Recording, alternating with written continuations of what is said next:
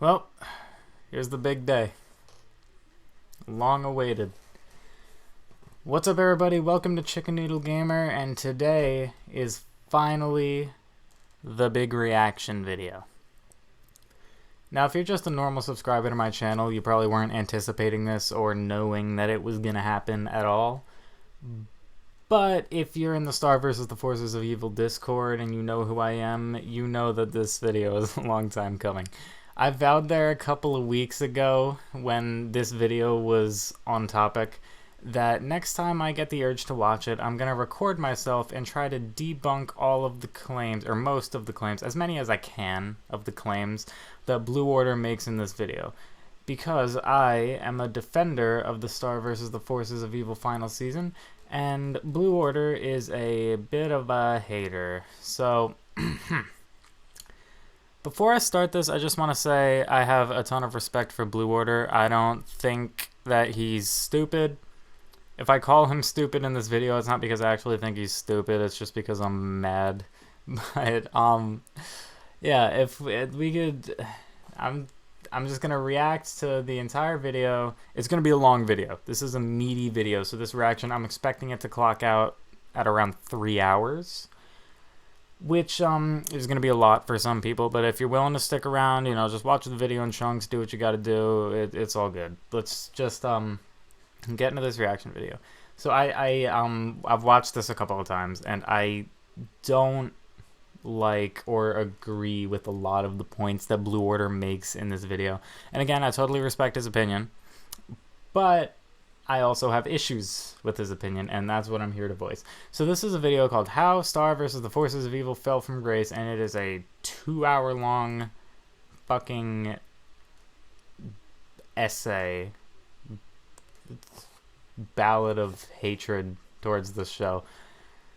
And I'm just here to react to it. So I say we get started. In 2017, a lot of people had requested that I react to a show called Star vs. the Forces of Evil, a Disney XD cartoon created by Darren Nefsey and produced by Dominic Bizignano. At the time, the show rivaled the likes of Steven Universe and Gravity Falls. After slowly making my way through Season 1, I saw what the hype was all about. The show was good. It passed Gravity Falls and Steven Universe and became my top favorite show within the first season. And Season 2 only amplified my like for the show times 1,000. But as the show went on, something changed for me. My appreciation for the show slowly started to decline throughout Season 3. I started to raise an eyebrow at some of the decisions the writers were making, until the inevitable crash and burn that was Season 4. So, what happened? How did a series that was once my top favorite show by a long shot eventually drop underneath my top 10? Well, to answer that, we're going to have to figure out what made this show great in the first place. So there's a good 20-minute chunk of the video in the beginning where he just praises the stuff he likes about it. And I'm not going to really be able to make much commentary on that besides agreeing with it, because, you know, a lot of the stuff he says in this little chunk of the video is very, I don't want to say correct, because that just acts like there's a such thing as a correct opinion, which there isn't, but I agree with it. Everything he says is very yeah, I agree with him. So you won't be hearing much commentary from me until about the 25-minute mark, but I will chime in from time to time, so I'm not just, like, you know, stealing content. Right from the start, the premise of the show is set. Magic Girl gets sent to Earth to train in magic. She stays with a boy named Marco Diaz, along with his henchman, a little kappa named Ludo, will repeatedly throw themselves at her to try to steal her magic wand. It's simple, but strong. It immediately tells you this ain't your normal princess protagonist TV show. Since story isn't immediately introduced, Season 1 keeps you watching through its comedy and sense of continuity. It takes a few episodes for the story to start showing signs. Episode 8 introduced the true antagonist, Toffee. Toffee! The show doesn't explain Toffee's motives, or anything about him, really. This gives a sense of mystery that kept people interested. We see his plan slowly unfurl up until the Season 1 finale, where things get crazy. So many hints were dropped in this episode that the story goes much deeper than it seems. Season 2 eventually starts off strong by immediately suggesting that it's not over. Like, the wand starts doing wacky shit, it's missing a crystal, and there's also a demon horse in there, so that's fun. It also immediately covers what happened with our puppet antagonist, Ludo. It's done through a one-episode story of him trying to survive in the wild, which went a lot better than it sounds. This was actually a really good way of changing his character to make him an actual threat. The episode ends with Ludo finding the other half of the wand. Ludo in the Wild is a really amazing episode. What the fuck? Sorry. My phone vibrate. I should turn the vibrate off. What was I saying? Oh yeah, Ludo in the Wild is a really great episode. Like, normally I'd say completely shifting a villain from a total fucking joke to a serious threat in a span of 10 minutes is lazy writing, but they pulled it off, and it's thanks to the slow pace they took. And it's really interesting because, like, they had to really fight for this episode because Disney was like, no slow shit, fuck you, fast-paced action all the time, forever. But, you know, it's a really good thing that this episode came to be, because if they had like a fast-paced action-y episode to convey this same point, it just wouldn't really work as well. And if you weren't convinced enough that the Toffee story isn't over, the writers also throw in this hint by having the wand's crystal being held by Toffee's right arm, the one with the missing finger. Where are your fingers? Throughout Season 2, the writers swap between Star's point of view and Ludo's point of view, all while progressing Toffee's plan. It shows the effects of Toffee on the universe's magic, and it shows every bit of his plan carefully unfurled. Honestly, seeing this season was an amazing experience. I'd done an event in summer 2017 where every weekday I would react to a new episode of Star. And watching each episode, seeing all the hints that the writers dropped, and getting very invested into the plot was incredible. As I said before, this season only amplified my like for the show. We finally get to see Toffee return, using Ludo as sort of a puppet, and this comes into play during the most epic season finale I've ever seen. And this finale transitions right into their TV movie, Battle for Muni, where they wrap up the overarching story from the past 2 seasons. Now, don't get me wrong, Battle for Muni does have its problems, but we'll get into that much later into this video. Season 2 had a pretty good balance of filler and story. In total, the season had about 13 plot I know, I gotta 100% disagree with this. Like, aggressively disagree with this. My thing about Star versus the Forces of Evil is with pretty much, I think a lot of people share this opinion with story-based shows. Like, when you choose to watch a story-based show, you're watching it for the story, not the fucking filler. That's why filler is unanimously a hated concept. But the thing about Season 2 is it's the longest season in the show, but it feels like it has the most filler. And I wouldn't have a problem with that if the filler was good, but I like the filler in Season 1. I like the filler in Season 3, and I like the filler in Season 4, but something about a majority of the filler episodes in Season 2, I just don't like them. Like, they're just not even good episodes. So when I'm rewatching the show, I love the Season 2 plotline, but the filler is just so intrusive. Like, you get one plot episode and then like 3 filler episodes. It's so obnoxious. And that's not to say that Season 2 isn't great. It is, and my issue is Blue Order. A big point that Blue Order likes to make throughout this video is that filler is a good thing. And I feel like in very, very small doses, you do need filler to like space out plot lines, but you don't need full-on filler. You could space out plot lines with other plot lines. Like in Season 3, they spaced out the Meteora plotline very well. Like, everything happened in good time. But instead of spacing the gaps with straight-on filler, they had a subplot about Star learning to control her butterfly form and sleep portaling and all that. And like, that's how you space out plot threads, is with other plot threads, not bullshit episodes about Marco getting a VHS tape and then fighting some nerd and grabbing his toe, or I don't fucking know.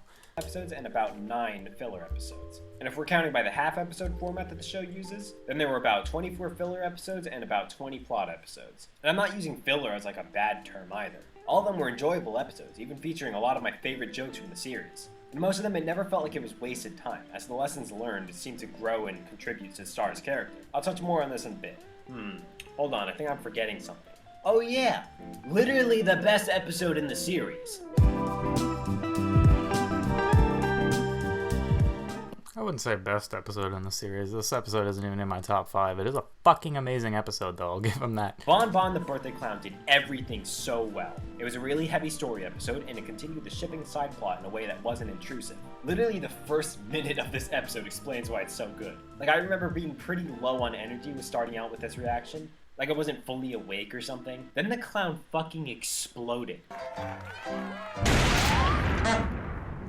That's how you start an episode. Just that woke me the hell up and gave me energy for the entirety of the rest of the reaction. This episode also perfectly continues the Ludo/Toffee plot in a major way, with him stealing a precious family heirloom that could easily help him become an unstoppable threat. The amount of fear that came from Ludo actually succeeding was insane. You can learn any spell in that book and use it to do anything, such as destroying the entire kingdom. And don't even get me started on the absolutely flawless buildup of the fear of the attack through the use of rats. Where the rats?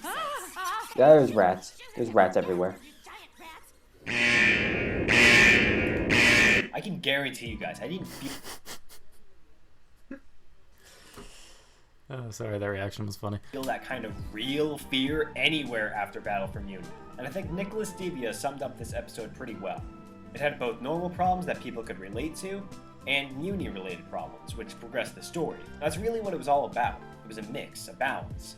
Perfectly balanced, as well as things should be. Again, like I said, you do not want a half filler, half plot. You want majority plot and a little bit of filler. But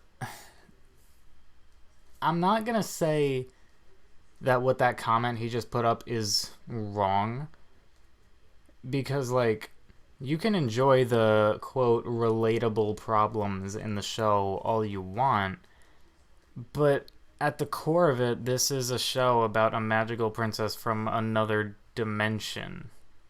I feel like the majority of people who tune in for that concept aren't gonna want to see relatable slice of life normal people content in the episodes. They're gonna want to see crazy fantasy battles and shit, which is something that you get a lot of in season 1 and season 2 and the entire show, season 3 and 4.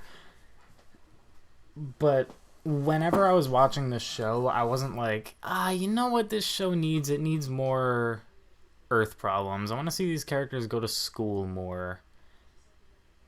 But, The show kept a perfect harmony between filler and story. Filler contained all the fun episodes, Star School experiences, Marco's karate and rivalry with Jeremy, and the shipping subplot. And the story section contained, well, the story. The mix of relatable Earth things and an interesting story was a huge part of what made the show great. And Bon Bon the Birthday Clown is the perfect embodiment of this. In short, this story was the thing that I loved most about this show. A bit complex, but not too difficult to keep track of, for both the viewers and the writers. so, wait, so he's saying that the story should be kind of simplified, like not overly complex, which I respect, but I also wouldn't consider the Star versus the Forces of Evil story overly complex at all. Like, there's a bunch of complexities and things that you need to, like, know, but I think it's all manageable, in my opinion. Like, there's plenty of shows that go on for fucking ever and then never end and then have 5,000 different plot threads that, like, contradict each other left and right. Like, a good amount of animes. But I don't think Star is one of those shows. That's the thing. That's why I love that Star is only 4 seasons. I like short, contained shows, because I don't like investing myself in 10, 20 seasons of a story-based show. Like, keep it concise. Gravity Falls had 2 seasons. That's compact and concise and easy to watch. Star had 4 seasons. That's compact and concise and easy to watch. Any more than 5, and I'm uninterested. Now, if you've seen my Star reactions, you'll know that I'm a pretty big fan of Toffee, if you couldn't already tell by my 3 framed pictures of him. But why do I like this raptor god man so much? Introduced in Season 1, Episode 8, from the first second Toffee is on screen, you can already tell he's completely different than what we've seen for the past 7 episodes. The tone immediately shifts to serious and mysterious, as opposed to the humorous tone we've been used to. His deep, calm voice and professional attire suggest that he's not at all like Ludo. And within the same episode, it's hinted that he has ulterior motives. Within his first counter, I pretty much already knew he was going to be a big deal. Get some rest. Okay, so this guy is absolute demon lord and he has the potential to destroy everything. Got it. I also really like his unique design. The whole professional businessman look isn't something you usually see every day. Alright. I feel like this is the best time to voice this because it's going to be a running theme throughout the entire video. But Blue Order has the biggest boner for Toffee, and it's obnoxious. Like, I think everybody has a boner for Toffee, which is completely respectable because Toffee is the sexiest cartoon character known to man, and it's undeniable. And he's also the best character ever in anything he's the best written character just in all of media ever. But you gotta manage that boner a little bit. Like you let too much blood flow to it, and it gets in the way. And that's what happened here. Also, he's a raptor. Raptors are cool. But what I really liked about Toffee Raptors are cool.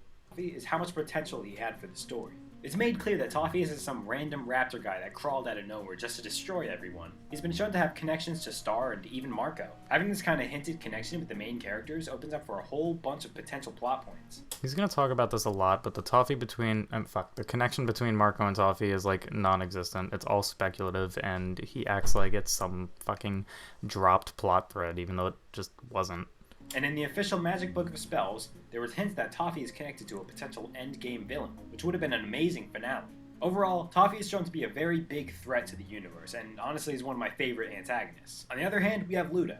Ludo is mainly just a puppet antagonist at first. Some little runt the writers kept bringing up until they eventually went, surprise, this is the actual big bad. However, in Season 2, Ludo had one of the most incredible character transformations ever.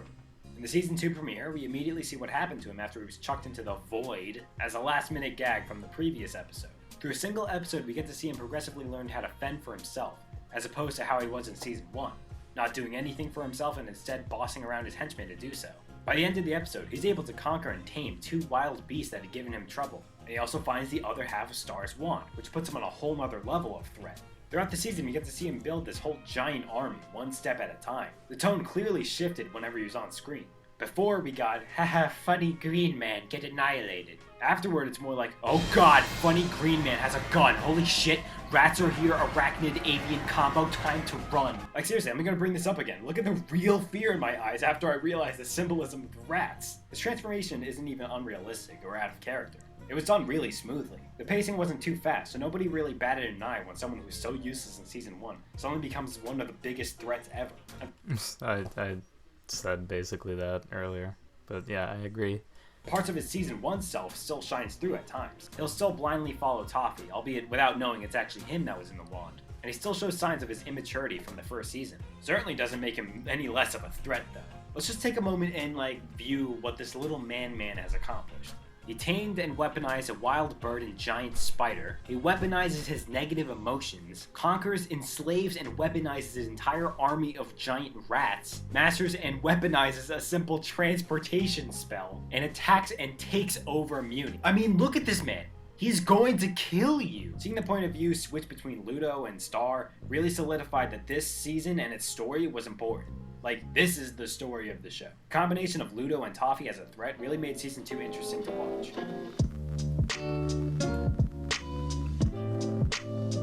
Remember how I said that pre-story Season 1 kept you watching through his comedy and sense of continuity?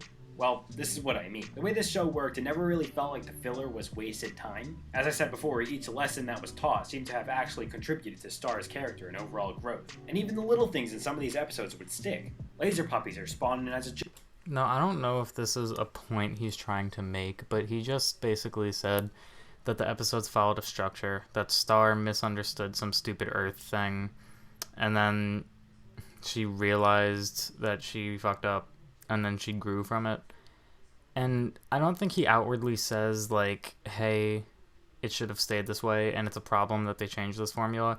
But if that is what he's saying, then that's kind of stupid, because, Star, like, if Star is growing from all of these experiences, then at a certain point she's gonna stop having misconceptions about how Earth works. So that structure would stop making sense after a while. And if they stuck with it, then it would give a feeling that she never grows. Joke. They stay there throughout the entire series. The teacher is turned into a troll in episode 2A, and that stays like that for the entire series. Marco chucks some bubblegum into the mouth plant. Yo. In episode 5A, the gum is shown again in the season finale. Marco breaks Jackie's skateboard in season 1. This is mentioned on their first date, in Bon Bon the Birthday Clown. Marco being 30 in the Never Zone is mentioned throughout the series. Even the random legs joke from the St. Olga's episode is brought up again in season 2, episode 16A. I remember thinking throughout season 1 that I like how everything sticks like that. But one of the best displays of continuity, and it's one of the things that I liked most about this show, is seeing how Star grew as a person. As you may already know, Moon and River sent Star to Earth because she was too much of a menace to society. So they'd rather send her off to train somewhere else, so they don't get destroyed. And Star actually shows signs of improvement when she's on Earth. She literally learns more about being a decent person and grows from it. And Okay, so we're on the same page. her knowledge of magic and Earth grows as well. Seeing that kind of improvement really shows the continuity between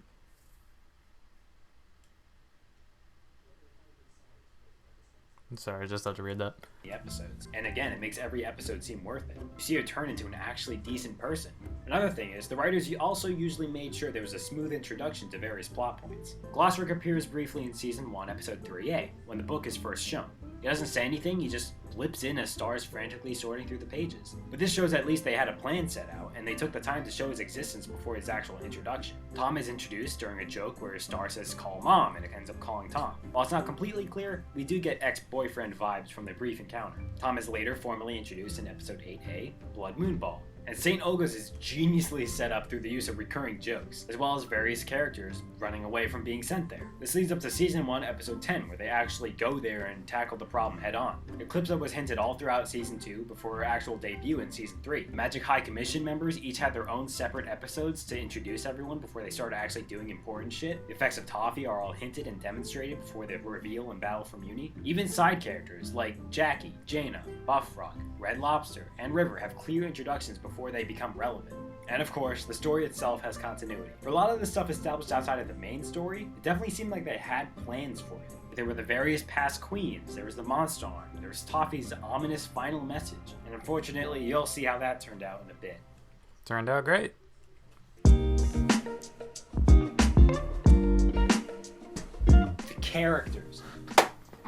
The characters. It's insane how much charm these characters added to the show. They're also funny and unique, and the main characters were pretty well written. Star started out as an ignorant schmuck, but as I said before, we're able to see her growth as a character. We see her actually become a better and more responsible person. Marco was one of the most relatable characters in the first 2 seasons. And I don't want to be like the corny, oh my god, so relatable. I mean, he was actually someone I could relate to. And I'll explain that in more detail in a bit. He wasn't some generic boy-student protagonist. He had personality traits, quirks, insecurities, like a regular human person.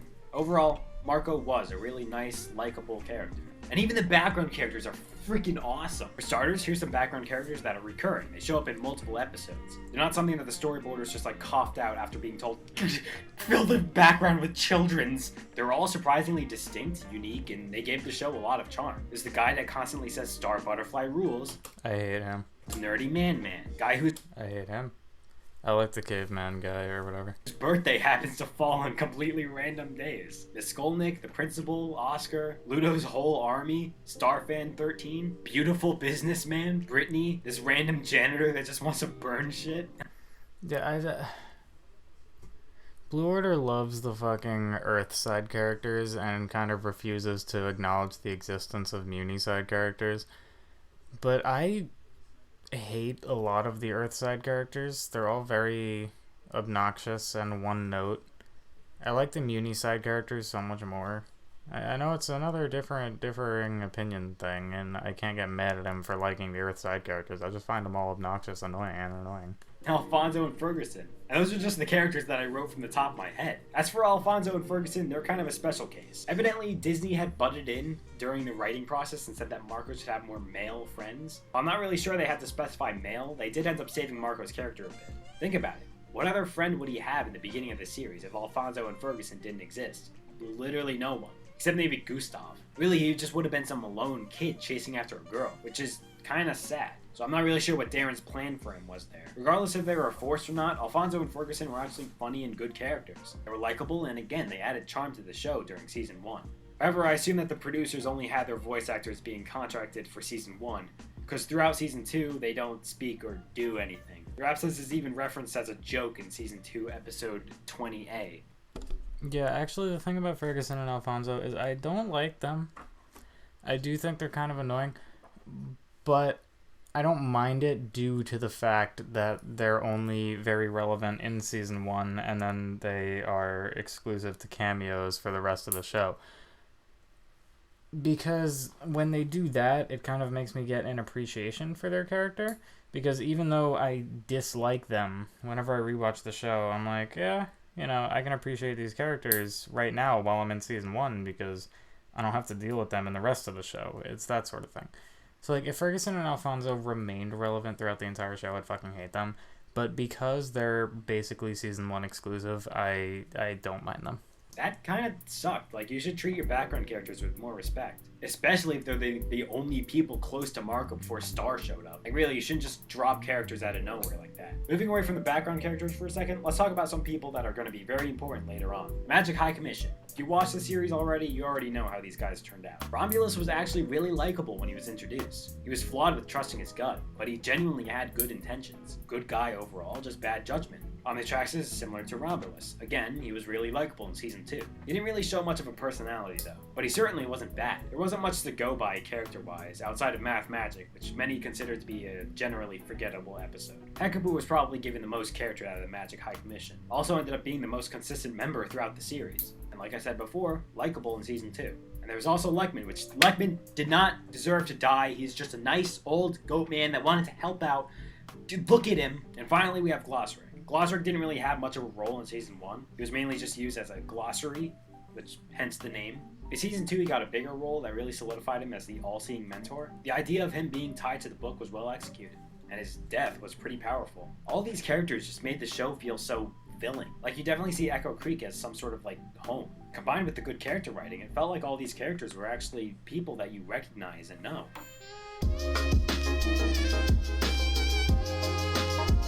Well, everyone knows that the shipping scene is usually the most tame and calm part of any fandom, right?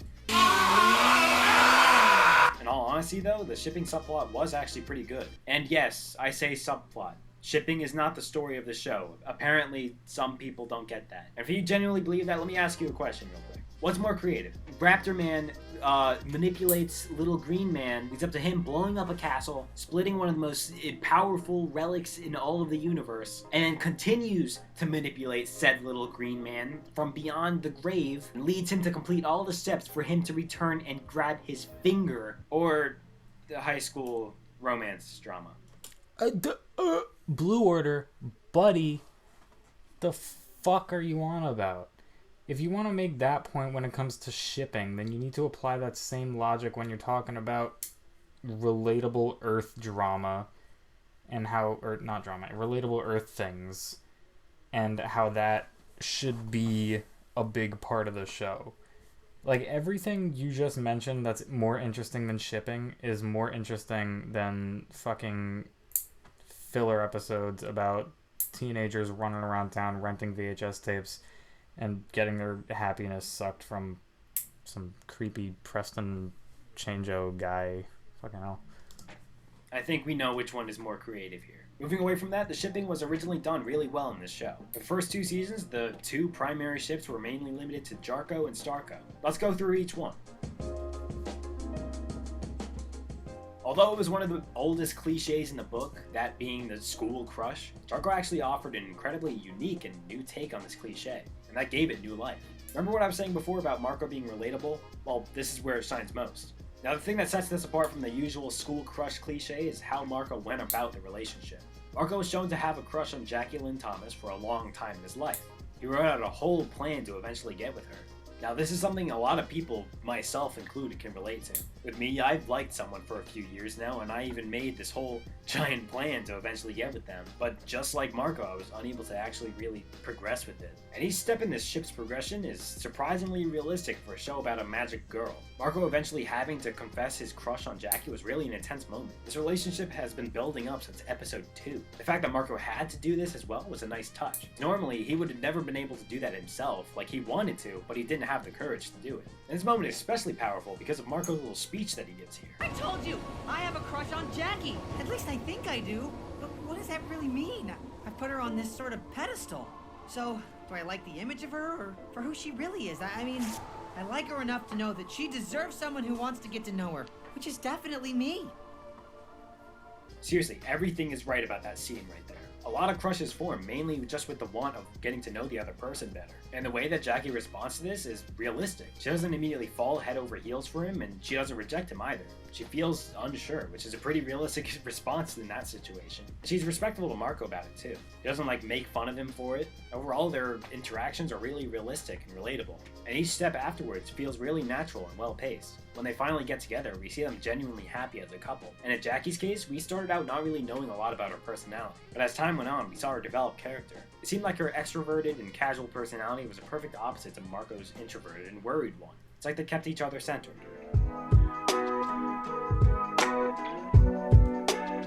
On the other hand, we have Starco. Fans started shipping this one since the very start because, boy protagonist and girl protagonist need to get together. But being real for a second, the chemistry between Star and Marco was actually written really well for the first 2 seasons, and they would have worked as a couple. There are some problems though, and I'll get into that mainly in the second section of this video, but right now I'll name a few that pertains to this section. Now this will definitely be brought up later, but even the first 2 seasons, the Blood Moon Curse caused problems. It directly interfered with Marco's current relationship with Jackie, and it's something that neither Star nor Marco really wanted. Essentially, the disqualification factor means that the Starco moments from when the curse was placed to when it was broken don't actually count as consensual Starco moments, because we're unable to tell whether or not the moment was caused by the moon's manipulation. Look, I have a problem with this Blood Moon disqualifier. I understand what he's trying to get at, but the unsurety, I don't, that doesn't sound right, but being unsure, the unsurety, okay, I'm just gonna say unsurety. The unsurety of it should have been squandered in the fact that they got together at the end of the show. Your entire point is, oh, thanks to the Blood Moon, we don't know if any Starco moments during the Blood Moon's effect, which is basically the whole show, by the way, are actual Starco moments and weren't just the Blood Moon's manipulation. But the way I have always seen it, and again, I guess it's not confirmed, so I'm not necessarily correct, but the way I've always seen it is the curse binds your souls, which means it makes it draws you to each other. You're just drawn to each other, and that's it. That's why Marco had to go to Star and Bon Bon and the Birthday Clown. That's why he couldn't stay away from Star after Battle for Muni, and that's why I went to Muni. All that shit, it binds them together, but it doesn't make them have feelings for each other. The feelings that grew over that time were completely natural, and that's proven by the fact that when the Blood Moon Curse was lifted, the feelings remained. So the feelings were always there. The feelings were real. And if you're saying that they aren't, then it makes no sense, because they didn't show much signs of them being interested in each other before the curse was lifted, and they had all these signs after the curse was lifted, and saying that anything during the curse's effect was unconsensual and not real feelings, that is the thing that makes no sense, because then when they aren't under the curse, when did the fuck did the feelings develop? The feelings that developed under the Curse of the Blood Moon had to have been genuine, or else when the Curse of the Blood Moon was lifted, they wouldn't be there anymore.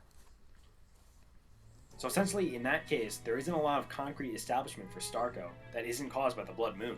For the first 2 seasons, I actually really liked the ship. But once I realized that the moon was kind of forcing them to be together, I started to back away from them. I had shipped Starco during the first 2 seasons, as well as Jarko, and kind of Tomko. Yeah, I was kind of all over the place. I remember thinking I wish that there was a way for all of them to happen. Like, again, it's like you want both things to happen, but, like, the show forces you to take a side. Polyamory. And, like, oh, God. Now I regret that statement immensely, but out of all of them, I shipped Jarko the most because it's something that I could actually personally relate to. To conclude, Season 1 and 2's shipping scene was pretty good because of its realistic writing, combined with its well-written and relatable characters. And that, ladies and gentlemen, are the various reasons why Star vs. the Forces of Evil used to be great. Oh boy. Alright guys, buckle your fucking seatbelts, because we're getting into the shit where I get heated. Getting to the negative shit now, and I am living for it. I need to hear this. This is what the video is all about. Now I'm going to pull an Emperor Lemon here and ask you to take a good long look at these reasons while I carefully explain how the writers managed to fuck up every single one of them. Because Star vs. the Forces of Evil fell from grace. Let the true video begin. Everything up to this point was a prelude to what you're about to witness.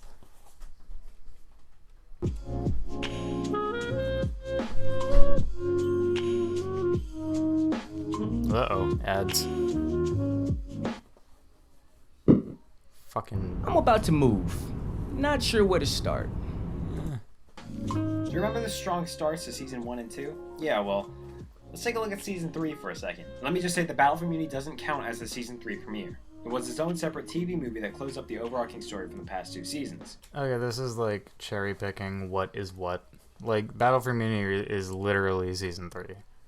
Even if it's its own designated section of Season 3, it's Season 3. You can't just sit here and be like, oh, Battle of Muni isn't for Season 3 because it wrapped up the Season 2 story arc. No, it's still Season 3. Like, literally by name. It's in Season 3. It is Season 3. It's part of Season 3. It's the beginning of Season 3. It's Season 3. So the actual Season 3 premiere is Scent of a Hoodie. So the episode starts out with Star and Marco saying goodbye, and Star is grieving over this. You know, makes sense in context. But then we get these really long and awkward sequences of her smelling Marco's dirty hoodie. The episode is solely dedicated to her not wanting to wash it so she could preserve Marco's scent? Blue Order, you act like this is weird. I mean, whether or not it's weird is subjective. But I mean, you act like it's not normal. That's what I'm trying to say. A lot of girls do this. Especially teenage girls. It's what they do. Hoodies. You know? Fuck. Literally in the last episode, the kingdom was in shambles because of Toffee, and this is the follow-up? What is this? Why is this the follow-up? As for Season 4's premiere, it was actually really good. We get a 2-part special about what happened to Moon, and we get her back. It gave me a lot of hope for the last season. The comedy was spot on, as usual. It quickly and swiftly wrapped up a plot point, and it even gave a little hint towards Toffee plot. Something that, you'll find out in a bit, is exceptionally rare during these latter 2 seasons. It's not. It fucking isn't. He lies a lot about how often Toffee is mentioned. He acts like Toffee is never mentioned past Battle for Muni, but he's mentioned like a lot. Like a lot. But this is short-lived because it's immediately interrupted by the setup of a Starco moment. Oh yeah, for the last 2 seasons, they decided to ditch the whole overarching story technique midway in favor for a seasonal approach. Essentially, there'll be a different story for each season. This didn't work out so well. You can't... Okay. Alright. This is another point that bothers me. Okay, here's basically... Every plot is seasonal. The structure of the show is that there's a plot for every season, and the conclusion of that plot leads into the next plot. The plot for Season 1 being Toffee taking over Ludo's castle, manipulating everyone, and getting Star to cleave the wand.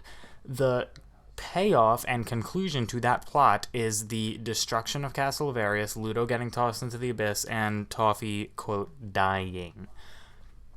But the lead-in to the Season 2 story arc is the fact that the wand was cleaved. Season 2 story arc being Star having one half of the wand, Ludo having the other half of the wand, and then them having to do that whole thing, and then Toffee's manipulation, fucking being in the wand and shit, all of that. And then ultimately culminating in Battle for Muni, where Toffee dies, the wand is put back together, Ludo's tossed into the abyss again, everyone's happy, but then the lead into Season 3 story arc being the fact that Eclipsa was let free. And then the Season 3 story arc being the whole Meteora thing, Meteora figuring out who she is, the monster human racism stuff starts to be more prominent in the show, and then ultimately Meteora is reverted to a baby, Eclipsa gets the throne to Muni, and then everything is wrapped up in a nice bow again. But then the lead into the Season 4 story arc is the existence of Globgor, and that kicks off the Season 4 story arc, and then there is the Season 4 story arc up until like the end of the show.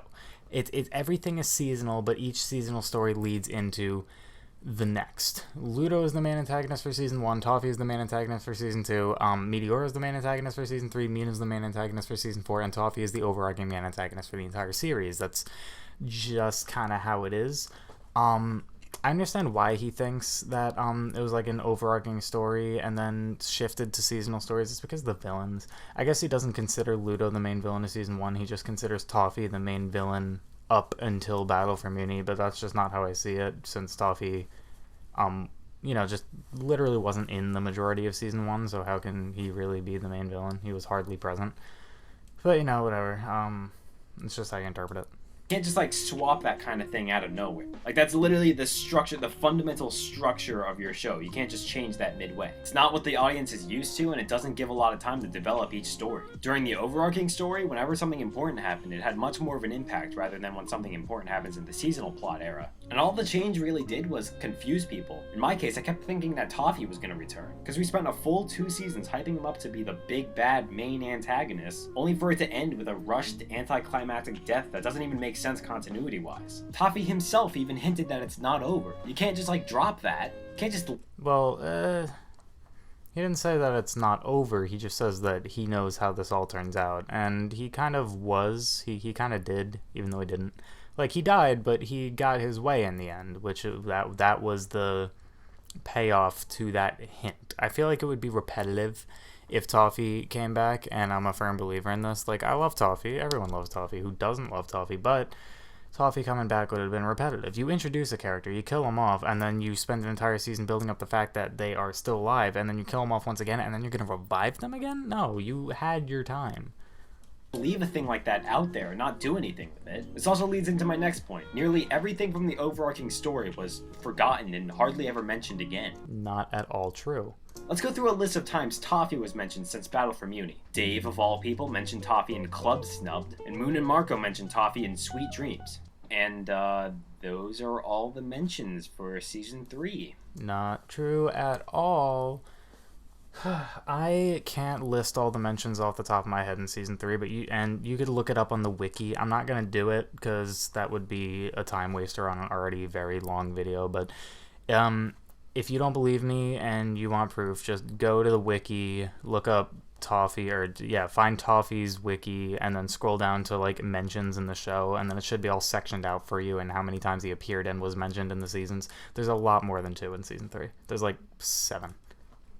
Yikes. For Season 4, Toffee is mentioned again in the premiere by Star. Glossric suggests that defeating him might have been a mistake. He leaves a Megalodon hint that Toffee may not have actually been evil. Moon references Ludo's killing line to Toffee, and Moon remembers. Toffee appears briefly in Meteora's lesson and establishes what his motive was. It was a war on magic. But really all it ended up doing was raise more questions than it actually answered. And Toffee says his signature, surprise, in Tavern at the End of the Multiverse. That's the last Toffee sighting or mention we ever get. But yeah, because it's the second to last episode. Yeah, the biggest antagonist of the series was hardly mentioned in the last 2 seasons. A lot of people got interested in Star because of the story, myself included. I remember when people were requesting the show, and while I was reacting through it, a lot of the things that people would point out is specifically the story and how good it is. You can't take the story that got the majority of the fans interested in the show, scrap it, and then do something completely different. Nothing was scrapped, they just concluded a plot line. if they stretched it out for any longer, it would have felt stupid and rushed. I mean, not rushed. Fuck me. It wouldn't have felt rushed. It would have felt, overdone.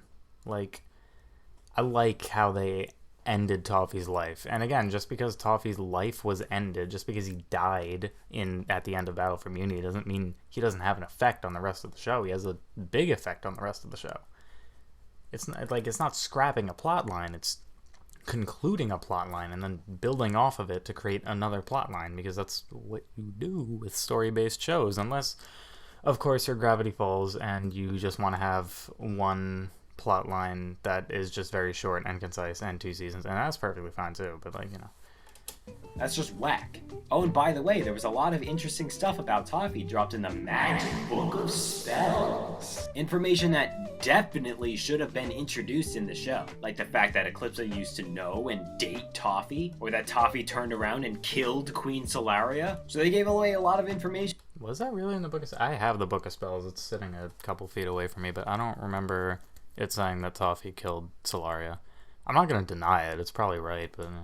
in the book, and what do they do with it? Nothing! Also, goodbye Earth. Muni's the main setting now. The audience is used to Earth, and that gets abruptly ripped away and you're thrown into the permanent Muni setting in the most not smooth way possible. We lost the charm that the various Earth background characters bring. Jana is now a rarity, Jackie's completely written out of the show, she's gone. The old intro and outro are gone, and despite the fact that Marco has dimensional scissors and can visit at quite literally any time, we hardly see anything of Earth for 2 seasons straight. The first time we see Earth since sophomore slump is in Marco Jr. The episode highlights how little Marco's parents actually know about him. But yeah, this setting change really wasn't a good idea. I disagree with this. I think the setting change was really important, and it also makes the ending a lot more impactful, because it's like, we spent... I like the way they did it. It's a 4-season long show, and the first 2 seasons are primarily in Earth with glimpses of Muni, and then the second 2 seasons are primarily Muni with glimpses of Earth. And in the end, these 2 worlds that we've gotten to know and love deeply throughout the show get smushed together into one, creating a new world for all of our characters. And I think that wouldn't have been at all as effective if we stayed primarily on Earth the entire time, because we need to know about both of these worlds. We have a character from one dimension and a character from another dimension. So the best way to really build the world with this concept is to explore both worlds in depth, and that's what they did. And I like that. The atmosphere in Muni is just so much more bland. Everything's so dull colored, there's non-interesting background characters, there's random classical music that shows up with a lot of the royalty stuff. So, aka a lot of the time. Don't get me wrong, I'm okay with classical music. I dabble a little bit in classical music, but right here it doesn't work in context of the fun, bouncy atmosphere and music of season 1 and 2. And for a lot of the first 2 seasons, when we see Muni, it's a total shithole. It shows that things are clearly not run well here, and it has a lot of fundamental problems. It's all mainly used as humor, but then in season 3 you're thrown into this environment and they try to fix their societal problems. Yeah, that's a good plot line. I don't know.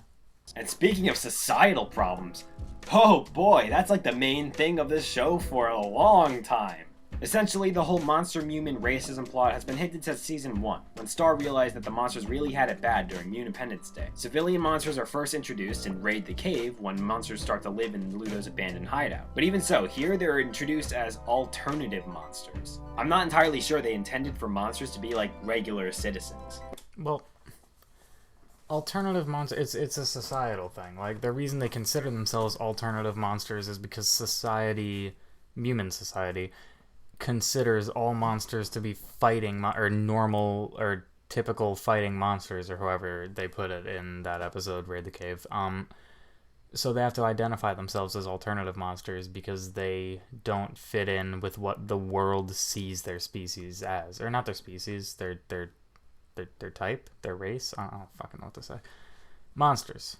So that's what that was. Is it? I mean, maybe the writers back in season 1 didn't expect monsters to be like real people, but even so, Independence Day exists, which means that the mistreatment of monsters has been in the story since basically the beginning. So But regardless, this certainly wasn't something that came out of nowhere. And when it first really became a plot point in Season 3, Episode 9, I was all for it. I thought it'd be a really interesting plot point. But the thing is, it went on for a really long time. It carries out through Season 4 as well. It literally worsens because of Eclipsa becoming queen. So like, take all the stuff from Season 3 had, nope, then now it's worse. Nothing happened, really. I will say, though, one thing is that they definitely did a good job showing things gradually changing. Started out with everyone being upset, except the monsters, and eventually got to the point where everyone was just kind of all good with each other. Look, Blue Order, buddy. You can't say that the plotline went on for too long and then applaud its pacing. Those two things contradict each other. Racism plot felt realistically paced, but from a storytelling standpoint of what people are watching, it's not really a good idea to drag that kind of thing out. And again, a lot of the build up to the plot was just thrown away at some points where it just gets worse. Thought the issue was fixed? Oops, no, there's more racists. Well, yeah, because that's how racism works. It's like, if you want to portray racism, you got to do it realistically. And that's what I really like about Star, is it is, you know, for as realistic as a kid's show can make it, it is very realistic to how it actually happens, and the stuff they say is very it relays the right message. Like a lot of other shows who try to do racism plots, they don't have the right idea going into it. Star has the right idea, and if you want this type of plot to be portrayed realistically, it needs to go on for a long time, because, you know, racism can't be fixed in a day, basically. Oh, but now Eclipsa's queen, maybe it'll get better. Oh no, everyone's still racist. Oh look, everyone's happy again. Oh, more racists, and defeating them isn't even gonna help because of the whole thing that happens at the end. This thing went on for 2 full seasons. We could have done with it being a lot shorter. And the only thing that could even be considered overarching from Season 2 is the Eclipsa plot. Honestly, out of everything from the past 2 seasons, I enjoyed the Eclipsa arc the most. Seeing her being proven innocent and finding out about the cover-up was the most interesting part of all this. But I still don't think it quite lived up to the story that we had before. And even this kind of gets thrown away, because after she's proven innocent, the writers go back and forth from hinting she's evil and she's not evil. Like, initially she was hyped up a lot to be evil in Season 2 and 3. But then it's like, nah, she's just a quirky little girl who's innocent and lost her daughter. But maybe she's evil? Nah, don't worry, she's still good. Well, I mean, I guess it's more of an interpretation thing, but I don't think that at all in Season 4 do they portray Eclipsa as evil. The entire thing about her character is that she is a good person at heart, but is also very selfish and just does bad shit to get what she wants, but doesn't ever like really intentionally try and fuck people over. It's the nuance of her character. That's what I interpreted from her throughout the entire show. Maybe. Seriously, they wasted so much time doing this. Just pick one. Is she whack or not? Any question of it really should have been eliminated in the butterfly trap episode. Oh, and speaking of that episode, think about this for a second. What if Eclipsa actually was what she was hyped up to be? What if she was actually evil? Imagine in the butterfly trap episode, they don't use the box for the trial. They just use basic questions. After Moon, Eclipsa, and Star confront the Magic High Commission, they determine that they actually did in fact get rid of Eclipsa's daughter. The Magic High Commission is placed under arrest, and Moon and Star hand Eclipsa the wand and the kingdom. Because, you know, she's supposed to be queen, and neither Star nor Moon are actual royalty. But once everyone leaves the room, Eclipsa smirks or some shit. Then it's confirmed that she faked the whole thing. Vestivia was her daughter, Meteora never existed, and now the entire kingdom is hers. What do you mean Meteora never... What? Okay, so you're saying Meteora should be scrapped from the show entirely for this hypothetical. Look, I'm not opposed to the hypothetical idea of Eclipsa having been the endgame villain, because I would have had no problem with that. But for the story they were trying to tell, Eclipsa really shouldn't have been the villain. Like, the gradual development of the show was not really building towards Eclipsa being the villain. That would have contradicted the big main message of it. That would have been a mind-shattering reveal. It would have perfectly lined up with all the hinting of her being evil and manipulative, and would have actually handled the plot holes of the cheek marks. And I'll talk about those cheek marks in a bit. Regarding the cheek marks, that's a big enough thing that it's going to have its own mini-section. But while we're on the topic, it's also worth mentioning that they established that Margaret can do magic and has crescent moon cheek marks in Season 3. His cheek marks are the exact same as Selena's. She was one of the queens that they specifically pointed out in Into the Wand. There could have been a lot of story potential with this connection, like if Marco was actually part of the butterfly family. But instead, the writers ignored it and used it mainly as a Starco mechanic. Something interesting. That thing is showing right there. That's an animation error. I watched a interview with like the writers, and Darren Nefsey and Dominic Bisignano had like a disagreement on whether or not the cheek mark should show up for the Booth Buddies kiss, and they're like, well, we could just get it animated and then take it out, depending on how we decide, because like it's a lot easier to remove something than to add something. So they animated it with the cheek marks, and then we're like, we don't want the cheek marks. That was the ultimate decision, and so they cut it out. But for that one frame, it was there. So that's just an animation mistake. And also, Marco being part of the butterfly family would be kind of gross, because then incest. Although if Marco was actually related to the butterfly family, that would make the whole Blood Moon thing and Starco in general pretty weird. Definitely wouldn't be the first time that kind of twist would be pulled, though. Oops! Oh yeah, speaking of the Blood Moon, it kind of sucked as a writing decision in general. By the writers having a plot point like this, it really only dug them into the rabbit hole. It prevented the two main characters from being happy in their other relationships, and it prevented the writers from actually establishing Starco while the curse was still active, because then that wouldn't be consensual, and that would be... In the end, it really only made the writers scramble to A, break the curse after it was almost completely ignored by the main characters for 4 seasons, B, break up 2 perfectly healthy relationships, and C, rush their favorite ship getting together. To summarize, Season 3 and 4's seasonal story approach really only led to underdeveloped and uninteresting plot points. The setting change really only made the show lose a big part of why people enjoyed it, and the complete discardal of the previous story only caused confusion and disappointment. Remember all that stuff about seasonal plot structures causing underdeveloped stories and stuff? Surprise! Underdeveloped stories means underdeveloped antagonists. Because now we get a new antagonist for each season. All the old antagonists? Nah, they literally do not exist anymore. Well, okay. It's not a new antagonist. I mean, it's a new main antagonist, but the characters aren't coming out of nowhere. These are characters we've known for multiple seasons before they become the main antagonist. So, like, they've always existed. Remember how Ludo became a literal god and 100% actual threat in Season 2? Whoops, he gets jack shit after Battle for Muni. He's seen briefly floating in the void in Sweet Dreams, then eventually he finally gets an episode that solely follows him. It highlighted more on Ludo's family issues. It also shows how that affects Dennis, and it establishes that Ludo is going through some mental problems. And even after we think we get a bit of closure, they sneak in a little hint that he's still insane and he's gonna possibly attack Star and Marco. Are the writers gonna ever bring that up again? No! Eventually, after... Well, they don't like shove it in your face, bring that up again. It's that hint was supposed to go to the fact that that Ludo is still struggling with his evil tendencies, which is the plot thread that is wrapped up in Season 4 with his next episode that basically concludes his character for the show. So they did bring that up again. After a long time, he gets a single follow-up episode in Season 4. It shows him trying to move away from his past. The episode ends with him rekindling with his siblings to rebuild their family home. Honestly, I wish they focused more on Ludo's arc here. Trust me when I say this would have been more interesting than the large majority of Season 3 and 4. I don't agree with that complete statement, but I do like what they did with Ludo past Battle for Muni. And I wish, and I say, if they had more time, if they had more episodes to work with, I would have said, do more shit with Ludo.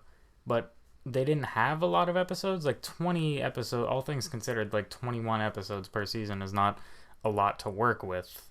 So what they did with Ludo is fine, in my opinion.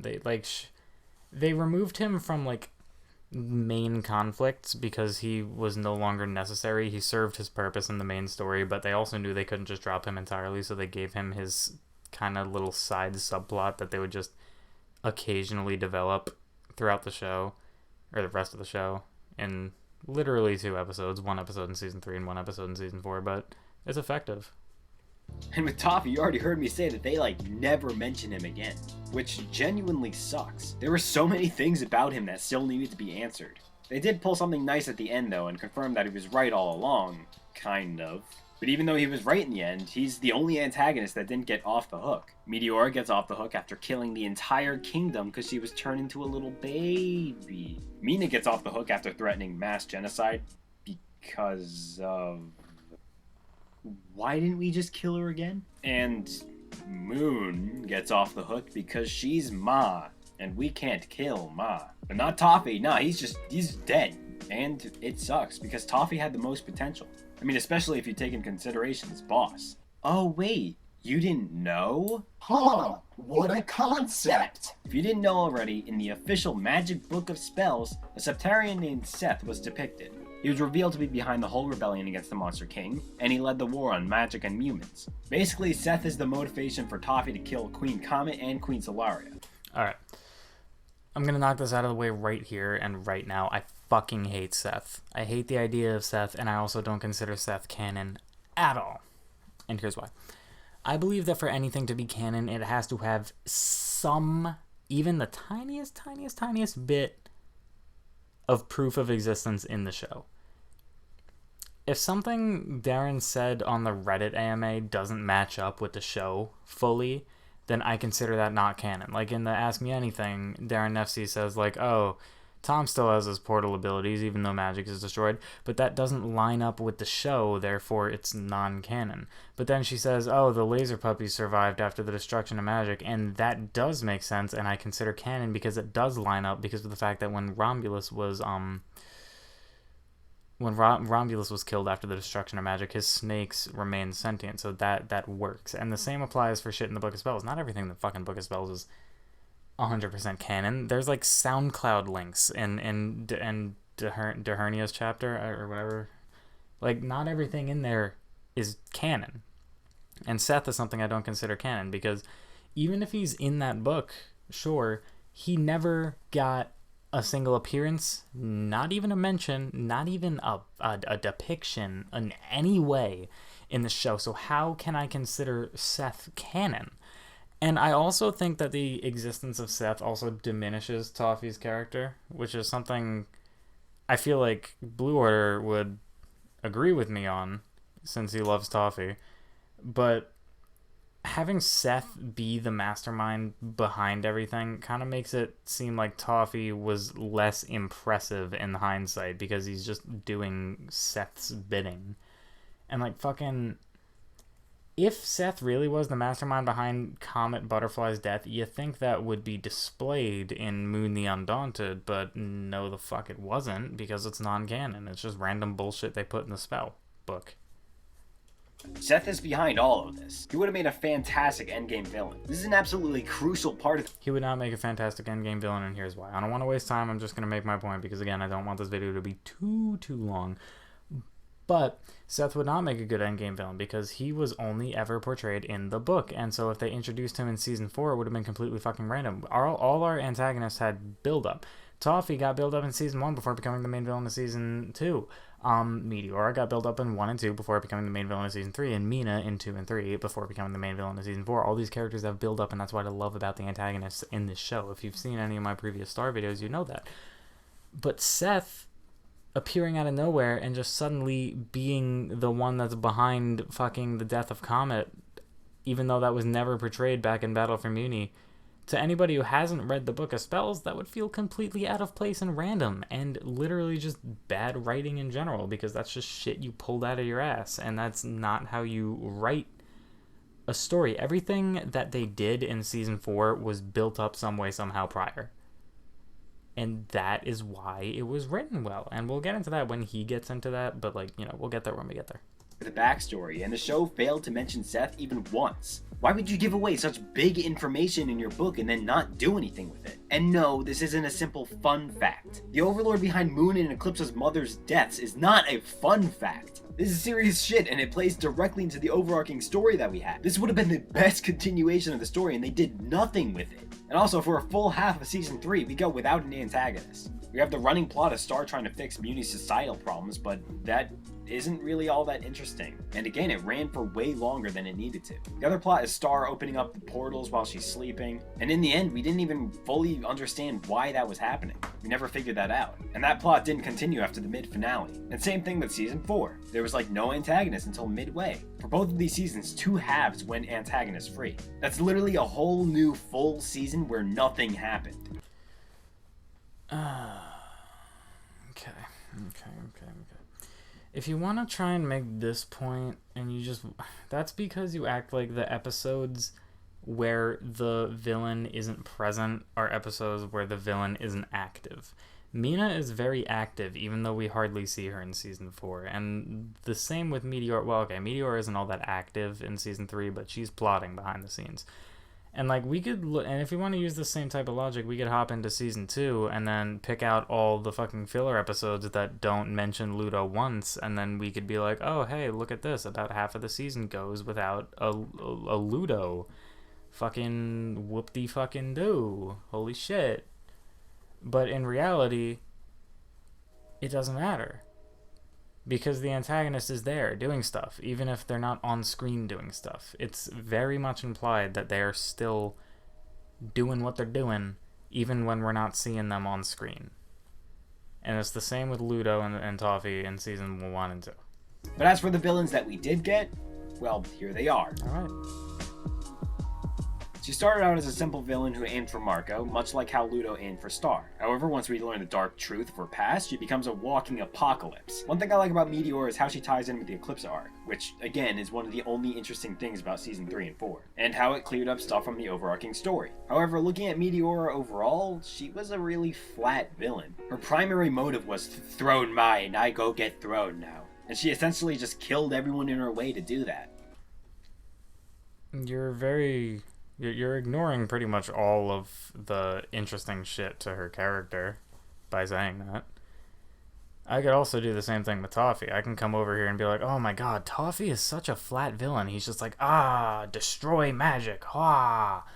Fuck. That I could just do that. That could be Toffee. He just, he wants to destroy magic. That's his motive. I destroy magic now. Obviously, I'm ignoring everything about Toffee's character. But, that's fine, because that services my point, doesn't it?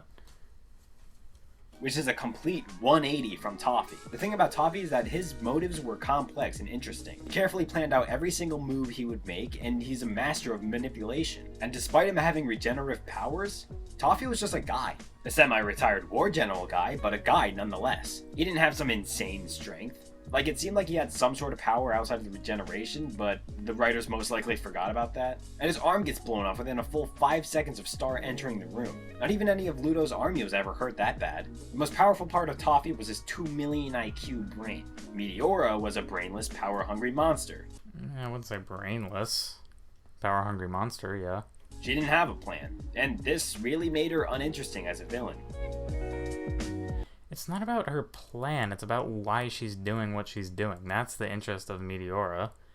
It's not the fact that she's a big beast that wants the throne to Muni, it's the fact that she is deserving of the throne of Muni because her life was ruined thanks to the fucking Magic High Commission wrecking her parents or crystallizing her parents and relocating her to be raised to fucking hide all of her monster qualities and royal qualities and forget who she was and then run some stupid fucking school of wayward princesses for her entire life.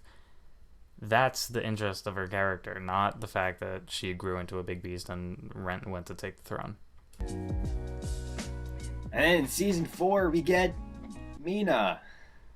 This is the decided endgame villain, not Seth, not even Toffee again, Mina Loveberry. I guess they did an okay job of tying this into the racism story that dragged on for 2 seasons. Her character was at least consistent. From the very beginning, she was always the mad monster killer. But again, why is she the endgame villain? To be fair, there definitely was a lot of potential for a redemption arc. She was once a regular person. She only got corrupted due to the Solarian magic. They could have played with this idea to make the audience sympathize with Mina despite her radical views, but they didn't. Well, I mean, they did. That's the entire idea of Mina's character. And having her have a redemption arc would kind of go against what they were going for with her character. The sadness of Mina's character is that she's lost. She is long gone, and there's no way of getting her back, and her radical views are fucking shit up. And it's supposed to be tragic, because before she was enlisted in the Solarian program, she was just a normal person, an unhappy person, but a sane person at that. But then she lived for way too long, and got insane, and stuck in her ways, and here we are. I think Mina's very interesting. They didn't do that. And they definitely could have utilized the demon bird more. Like, come on, that shit was terrifying, and we only saw it in action in Junk and Jaina. But no, she ends up being a lackluster final villain, tied in with a shitty plot twist. Oh, and about that plot twist, there's actually one more antagonist that we didn't cover yet. This plot twist was really dumb and it makes no sense. Here's why. Moon still distrusts Eclipsa despite having a gradual introduction to the new additions after losing her memory, bonding over various activities, and after Eclipsa profusely and genuinely apologized for what happened. Moon even accepts the apology wholeheartedly. Moon knew how much helping She accepted the apology before she remembered what happened. You might want to note that. Eclipsa meant to Star, so why would she A, ruin that for her, and B, put her daughter in mortal danger to the point where she and her friends literally almost died? Here we go. Okay, so back in the beginning, back in Moon Remembers, episode 3, Moon wasn't trying to do any of the shit that she ends up trying to do later on in the season. All she wants to do is sit back, build a yurt with her husband, and do nothing. It's the fact that Mina is out there doing shit that convinced Moon to also do shit. And she wouldn't be putting her daughter in mortal danger because all part of the plan was that Hekapu was going to get them to stay in Earth. She literally went out of her way to be like, Marco, stay the fuck on Earth, and went out of her way to shut off the portals. So the idea was that Star wasn't going to be there, and that was when all this shit was going to go down. And that's what happened. But Star found a way there through the realm of magic, and whoop-de-fucking-do, here we are. Moon claimed she kept me away from my family to try to justify betraying her, even though she was canonically completely ignorant to it during that time and it would have made absolutely no difference. And I also hate this argument. Just because you're oblivious to the time that you were separated from your family doesn't mean you can't be angry about the time you were separated from your family. If you just, like, lost 2 years of your life and you didn't remember those 2 years, but you didn't get to see your entire family for 2 years, and once you came to, your entire family acted like they haven't seen you for 2 years, you have a right to be annoyed at the fact that you were oblivious to the past 2 years and didn't get to see your family at all. Like, that's a totally reasonable thing. And even though Moon didn't say it, she also has plenty of other reason to hate Eclipsa. Fucking, again, all of her past, but whatever, we can disregard that. But also the way she treated humans. Throughout the season, we see that displaced and disadvantaged humans flock to Moon. And of course these humans are now disadvantaged because the monsters are getting back what they rightfully deserve because the humans fucked them over a long time ago. But regardless, the humans still feel fucked over. And Moon, who used to care for the humans and not the monsters, is like, oh shit, all my people are getting fucked over by this queen. And there's also this psycho who's trying to kill all monsters. And I, a caring person who cares about humans and also doesn't want to bring harm to monsters, I need to become the queen so I can fucking save all the humans, and I also need to kind of harness Mina to make sure that she doesn't just go out on her own and start fucking killing people. And I could get deeper into this, but I think he's gonna bring up some points that I can respond to that will also basically get deeper into this, but that Eclipsa only wanted her daughter to not be killed? And last time I recall, Moon was the one that opened up the portal and that was out of instinct. Fled through there. Eclipsa had no idea that would happen. And you say that, but Eclipsa had been kept away from her family for 300 years, you asshole. Moon knew how bad the Solarian times were and literally explained that to Mina in Ghost of Butterfly Castle, which is the episode that classifies Mina as an antagonist. She turned down her offer right then and there. Moon being fucking lazy this whole season completely contradicts her overly responsible nature we've seen over the past 3 seasons. Even River was confused as to why she was choosing not to stop her. And she could have at least told Star about it, knowing that she's living in the castle where Mina's planning to attack. That you're missing. That's the idea. That's the idea, Blue Order. You're missing You're missing the entire point. Moon doesn't agree with what Mina's trying to do. But she knows damn well that Mina's gonna do it whether Moon likes it or not. That was shown in the introduction of Mina as the main antagonist. Moon tried to shut her down, but Mina rebelled and says, I'm fucking doing it anyway. And so Moon was like, okay, obviously she's gonna go commit a genocide, so here's what I need to do. I need to talk to Mina, and I need to placate Mina. I need to harness Mina. And even if that means giving her what she wants, I just need to make sure that I have a watch over her, and I can stop her if I need to. And the only reason she gave her the power to have an entire army of Solarians is because she didn't know that you need to pledge your oath to Solaria. So she thought there was a reverse spell, and she thought that the reverse spell would work. So she saw no harm in giving the Solarian warriors power, because if things got too bad, she could just easily take it away. It was just the fuck up of the oath that made things go bad. And why would she warn Star? Because she doesn't want Star to be there while all this is going down, because she knows how Star is going to react. That was like also a big part of it, like I explained. So you're just missing the entire point. That's your daughter. And also Moon was talking about Mina like it was only her doing shit. There was no we. Moon harboring an army of racists and doing nothing about it goes against her developments in Season 3, where she realized monsters are just regular people too. Moon weaponizing an army of racists is even worse in that context. Moon having her own little group where she teaches them how to provide for themselves was actually a really good idea. For the entire show now, we've only seen the citizens of Muni just being dumb blockheads who can't actually do anything for themselves. So this idea would have worked. Instead, it was just used as a pawn in a shitty plot twist. Coordination, Hekapu, and Omni are pissed when Romulus confesses to breaking Globgor out, and they brought up logical reasons why. And they were also surprised when Eclipsa announced that Globgor escaped. That wouldn't have happened if they were in cahoots with Moon. They would have already knew. And they wouldn't still be talking about Romulus going to... Well, it's a public thing. If you're planning some secretive shit, you obviously need to be good at acting, like, on public display. It's all a fucking act. ...to jail even when no one else is watching. Even in Dupe Dupe, she even says how she doesn't want to change a single thing about life. She says there's a beautiful simplicity to living in a yurt. That was to get Star to leave. She knew Star was going on a trip. And if she was saying shit to Star like, oh, I don't like where I'm at and I'm having, any sort of issue at all, then Star might not want to leave. But Moon needed Star to leave so that she could do what she's trying to do without Star's intervention and Star potentially putting herself in danger. So why would she uproot everything to try to take back the throne out of nowhere? Also, there's no way they could have gotten all that armor. That's like real. That's not magic or anything. That's real armor. And seeing how long it took Mina to get her full set, I highly doubt they just found 100 pre-made sets of it lying. It didn't take Mina long to build that suit.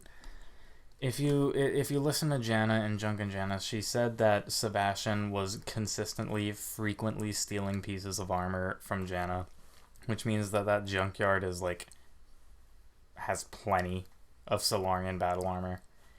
And that they're gathering pieces very frequently. So, I wouldn't be surprised if over the course of Season 4, Mina was able to build, about 100 Solarian super suits. Lying around. And this one, Moon claims by doing this, she stopped Mina from doing far worse. Like what, Moon? Genuinely, I want to know what she fucking meant by this. She meant Mina would have went and killed all the monsters. Moon's thought process was she was going to weaponize Mina, placate Mina, or no, not weaponize, or I guess weaponize? I don't know. You know what I'm trying to say. She placated Mina, she harnessed Mina, and the idea was she was going to get Mina to agree. She was like, I'll give you your Solarians, and you could do what you want to make a scene, but once I get the throne, you stop. And that was the idea. But the issue was, once Moon got the throne, Mina didn't stop. What could be so worse that you had to intervene by giving her an entire army of racists with god powers? Literally, what could Mina have done? Eclipsa used the darkest spell and insta-killed Dug Dug. What would have been the difference if Mina was actually in there? The threat would be over like that. Moon has been shown to be one of the most level-headed characters throughout the show, and she apparently wasn't smart enough to consider the possibility of the army with extremely racist beliefs turning against her when she tells them not to be racist. Once again, the idea was that if they did that, she had a reverse spell. It's just that didn't work out very well. And the thing you said about, if it was just Mina, in one Solarian battle armor and the spell that has no name,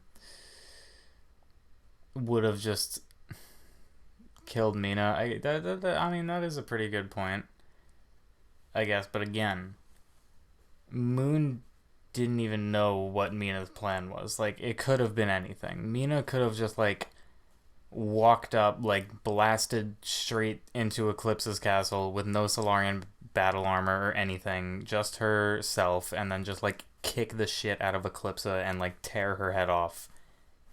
And then that would have been that. Moon didn't know what the fuck was going on. She just knew that she had to make sure Mina didn't have free reign. Also, Moon didn't even have the Book of Spells? How did she know how to create the warriors? Mina underwent the spell, and she was the first Solarian warrior, so she witnessed hundreds of others undergo the same spells, so she's probably able to teach it to her. Did her past self just decide to memorize a spell like that? Just in case? So yeah, there's our antagonists. At this point, it literally would have just been easier to continue the overarching story and have Seth as the endgame villain. But yeah, now for the big category.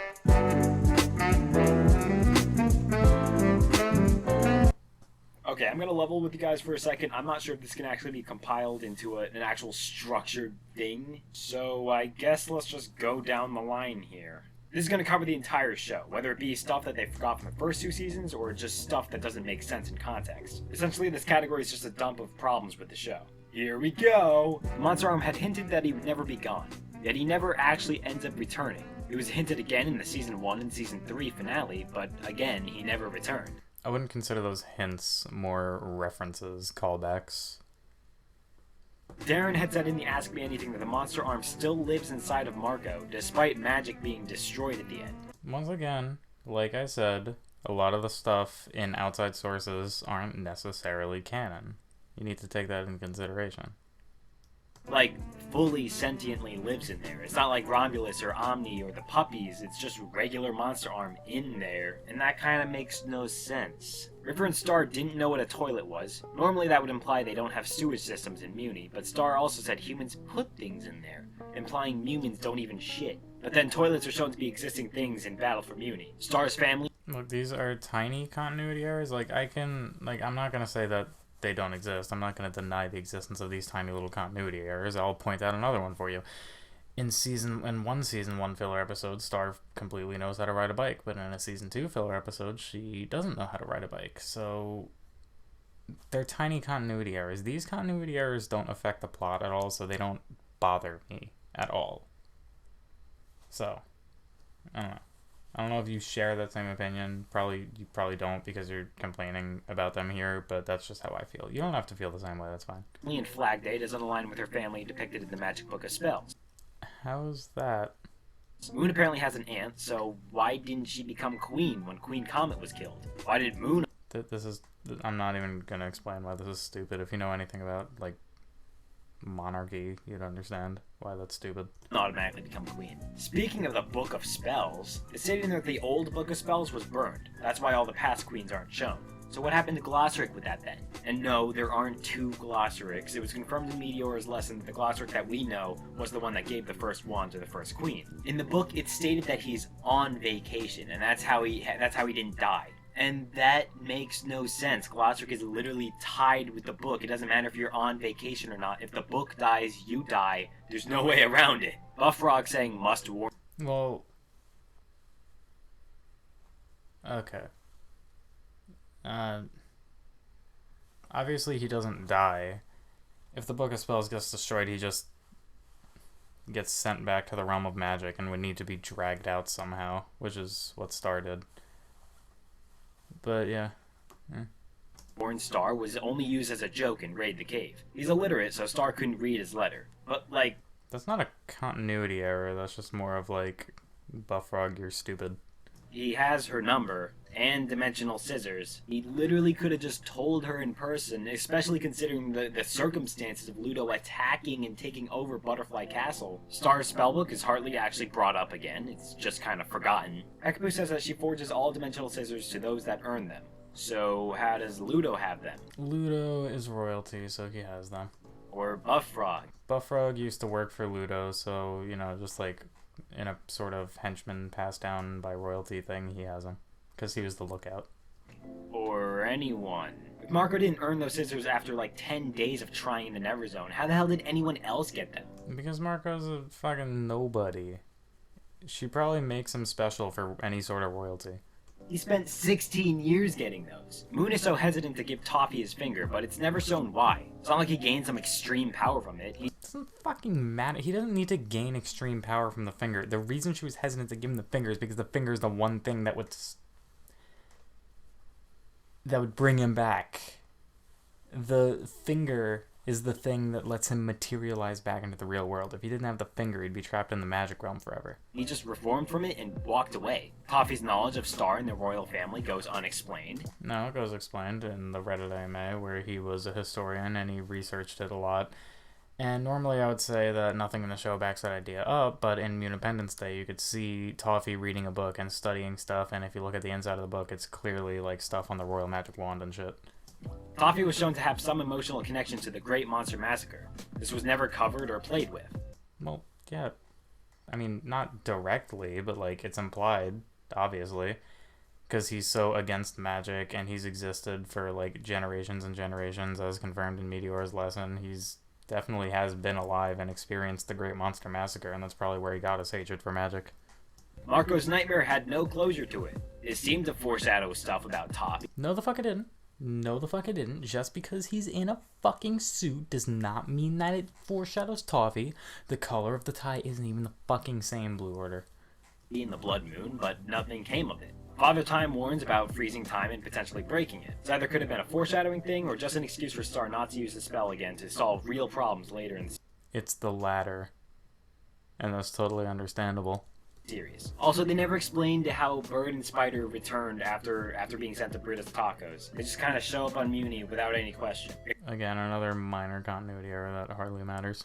Eclipsa's chapter was hinted to be really serious and dangerous, but later on they make it like it was just controversial magic. And they completely forgot about the effects the chapter had on Marco and Ludo/Toffee.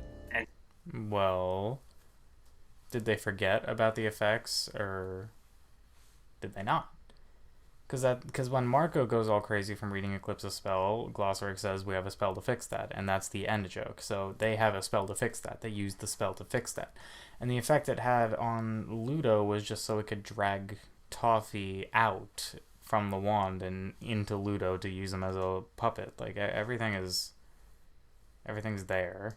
Nothing was left unexplained. And speaking of, they forgot about the hints that Toffee was connected to both Marco and Star. Those didn't exist. More on that is on my own separate theory video. The Whispering spell is completely different in Cleaved than it is everywhere else. Like seriously, the spell was only used 2 other times. You couldn't have just like looked up clips on YouTube of it. And yes, the old Whispering spell had words to it, and you were able to tell what it was saying. There's really no reason to go and change it like that. It seems like more. Well, you really couldn't tell what it was saying.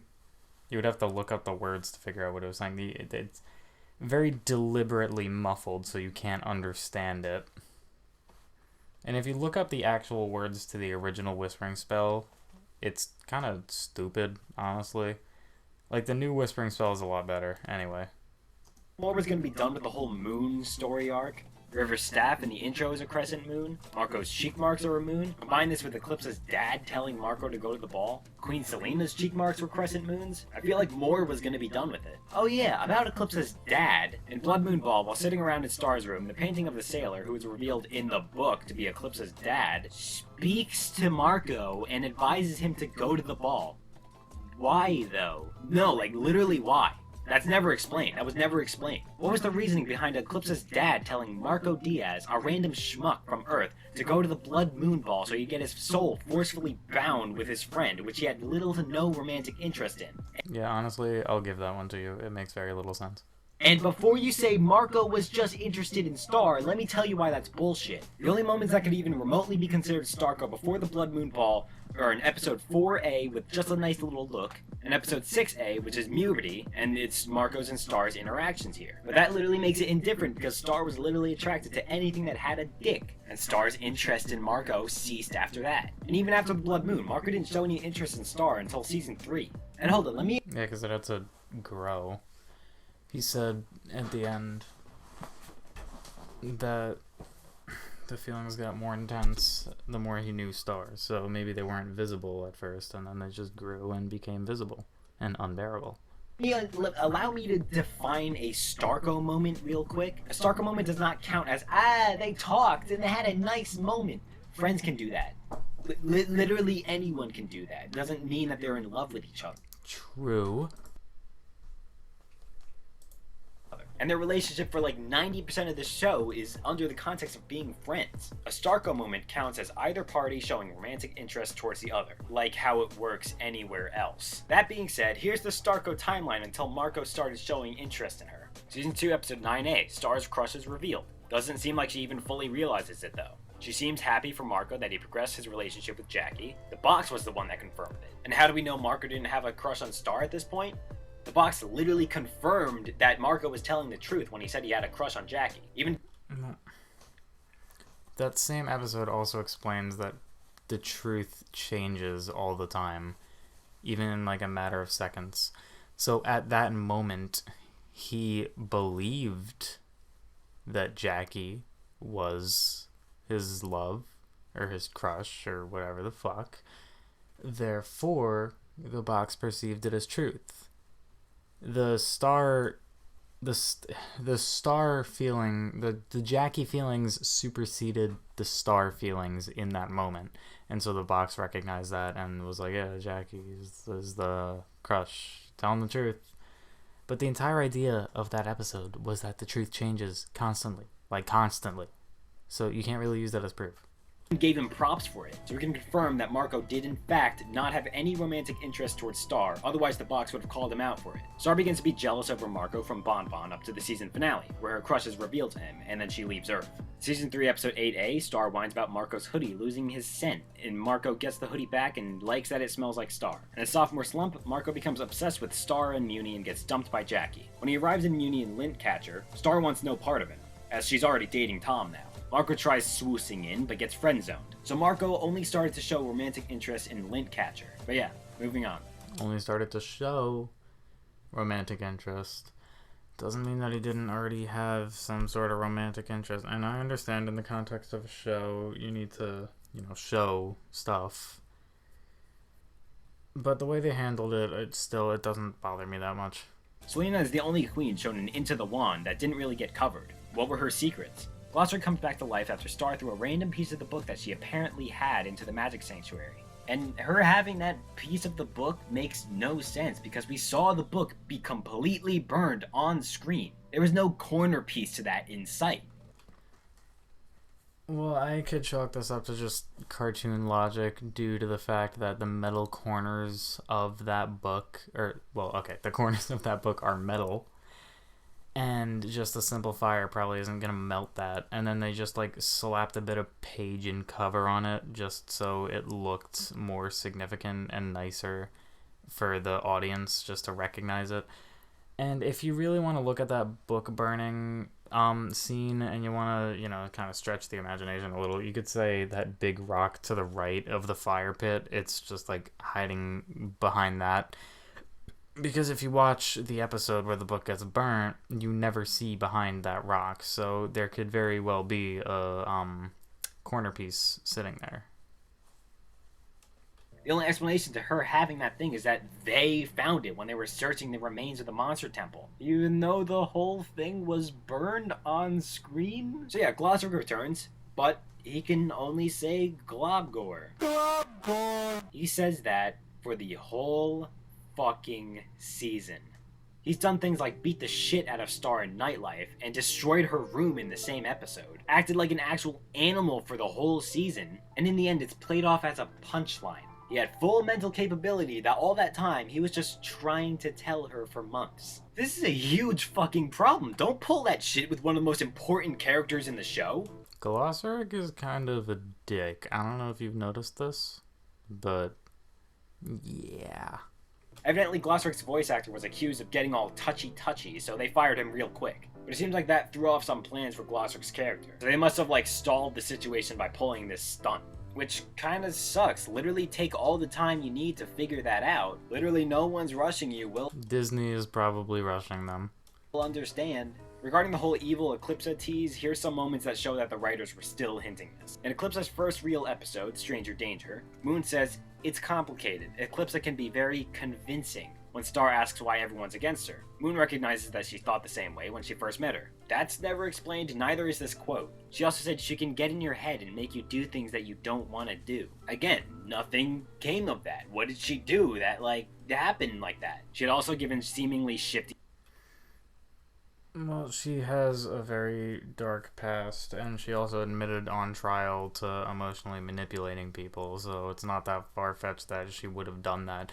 Even if there's no significant moment that's very significant to the story where she did that, it's not far-fetched to say that she did that. She could have easily did that. The advice to Star in Sweet Dreams, and even after Season 3, they were still hinting this. In the Season 4 premiere, sinister sound effects play when you see the Monster Temple. That's because of Globgore, not because of Eclipsa. Eclipsa has the tendency to use her controversial magic to retrieve information / to get what she wants. That's not her being evil, that's like what I said before. She just does bad shit because she's selfish. She doesn't actually mean to cause harm. This is used as a way to suspect that she might be shifty, but that never really got resolved. She stopped doing all that stuff once she got what she wanted, which was Globgore. Eclipsa completely Yeah, exactly. dismissed the Magic High Commission's warning about powerful magic being used in the Monster Temple. And that's never actually covered again. We don't know what was actually causing that. And Eclipsa does another shift. Well, probably Eclipsa practicing the crystal pulverizing spell. I assume that would... Or not the crystal pulverizing spell specifically, that's not dark magic. Just Eclipsa being Eclipsa is gonna emanate, dark magic type shit. Because, Eclipsa is Eclipsa. She's gonna practice dark magic. Thing by stealing the book piece and uses mind spying to find it. Not to mention them teasing evil Globgore. Glossaric screams his name for an entire season. There's sinister sounds when his crystal's first seen. Star is hesitant and hell-bent on not telling Moon about Globgore when she's regaining her memory. Star withholds the book piece in fear that Eclipsa will let Globgore out, and in surviving the spider bites describe horrible things that Globgore has done. That's the idea. Once again, that's the whole idea. It's the same thing as Eclipsa. Globgore did terrible things in his past, but ever since he met Eclipsa, he's changed, and he's a much better person, and that is the idea. If they weren't hinting him to be evil through the majority of Season 4, then the fucking big reveal that he's not evil wouldn't be as effective. It was supposed to be a reveal. It's supposed to be surprising that Globgore isn't evil because of all the shit that he did and how everyone hates him. That's the whole idea. Burning down their village and eating their uncle? This is never brought up again, despite the spider bites being present there at the coronation. And Eclipsa responds with, "The truth is a bit more complex than that, but yes." When confronted about Globgore eating the Mumin King, we never ended up knowing the truth. What actually happened? Oops, they forgot about it. Well, you can speculate. It's probably because they fucking tossed their daughter to the curb, so he ate King Shastakan because he's the one who's behind that. Eclipsa also reassures the spider bites that Globgore cannot get out and will not get out. But then he gets out while they're at the event during coronation. That's not her fault. Again, never mentioned afterward. The whole Jarko breakup is a continuity fluke, more on that later. Star makes Buffrog the royal monster expert, and we hear literally nothing of it for almost 10 episodes. Then Buffrog just gets up and fully leaves Muni for no reason, claiming that the racism problem is something that she can't fix. Even though monsters have been oppressed for hundreds of years, now the princess, someone with real power, is holding an active campaign to end the racism, so they just leave?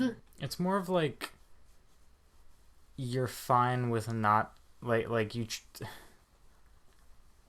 it's kind of like you're fine not having a Snickers bar because you've gotten used to not having a Snickers bar, but if somebody dangles a Snickers bar in front of you and you can't reach the Snickers bar, you get mad. Like, Buffrog has been dealing with this shitty situation his entire life, and he's kind of grown to accept it. But after being given hope that maybe things aren't gonna be bad his entire life, and then getting shot down and realizing, shit, it is gonna be bad for the entire rest of my life, it kind of feels a lot worse because now he had that hope and it was shattered. And so he's like, fuck this, I'm out.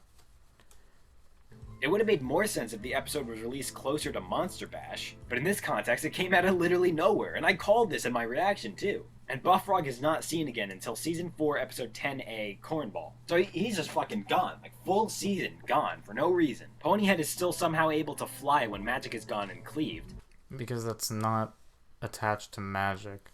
Magic, as defined by the show, is anything affected by the realm of magic or the magic wand. Ponyhead's ability to float is something that her species just like evolution, like it was an evolution thing. They grew out of their bodies as time went on. That was confirmed by Darren Nefsey. The ability to float is just natural to them. It has nothing to do with magic. There's just no sparkles. I highly doubt that the only connection that magic had with her species floating was just visual. River uses magic to attack Meteora. That's not magic, that's a lightning bolt. Look at the scene closely.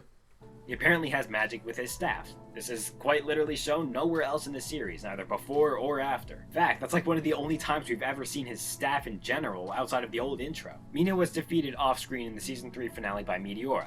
She used her soul suck powers to insta-kill her. That could have been used in Season 4. It would have been so easy, we didn't need— No, I couldn't, because her face was covered most of the time with the Solarian armor, and also Meteor's a baby, not very smart. even need to destroy magic, assuming Moon wasn't so stupid. And they even established that Meteora could do it as a baby. Also, Meteora gets defeated and turned into a baby for no explained reason. This was something that could have really easily been explained, too. It could be tied back with her ability to create life in the episode Baby. But they didn't, and they didn't explain why Meteora just turned into a baby. That's just how the spell works, I don't know how else to say it. In Season 4, Star can suddenly do magic without a wand. Something that has been hinted / shown before with Moon, but requires years of experience. And Star's only had the wand for 1 to 2 years now. Yeah, but a lot of shit has happened. Like, I guarantee you, aside from, like, the death of Comet and the whole Toffee thing, Moon hasn't gone through that much crazy shit in her lifetime, which means that there was much less of a motivation to learn magic that intensely. It's like how Meteora was learning to dip down as a baby. Like, it was necessary for her to do that. Like, that was necessary. It had to kind of happen for her. So she learned it earlier. Star was going through a lot of shit. She kind of had to learn faster, and so she did. That was also a big thing in Season 2, remember? As Curse of the Blood Moon confirmed that 2 years has passed since the curse was first set on them. Star calls King Pi a liar when he explains that Moon is actually Pi folk, and the whole deal with Festivia. Even though she already knew that from the whole trial deal in Season 3? Well, she knew that the person was swapped out, but she's surprised at the fact that they're Pi folk. She doesn't believe that they're Pi folk.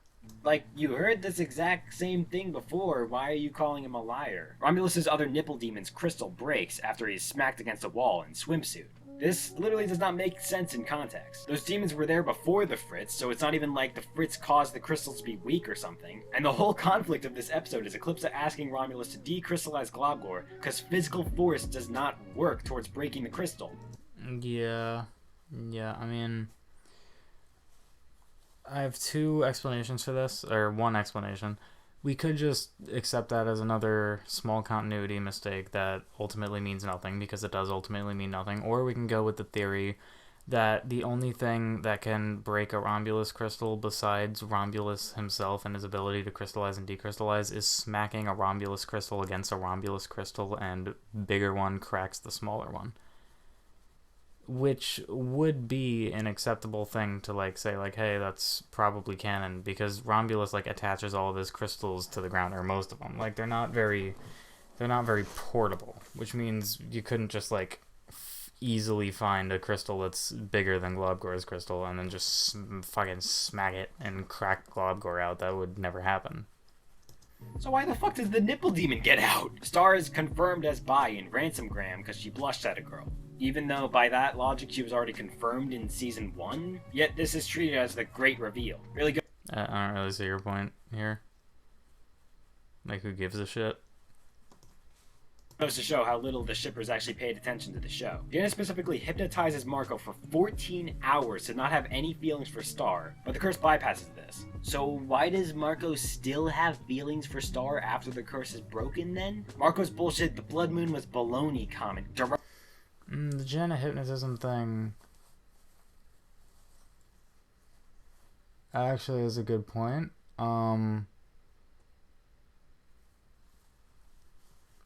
But has hypnotism...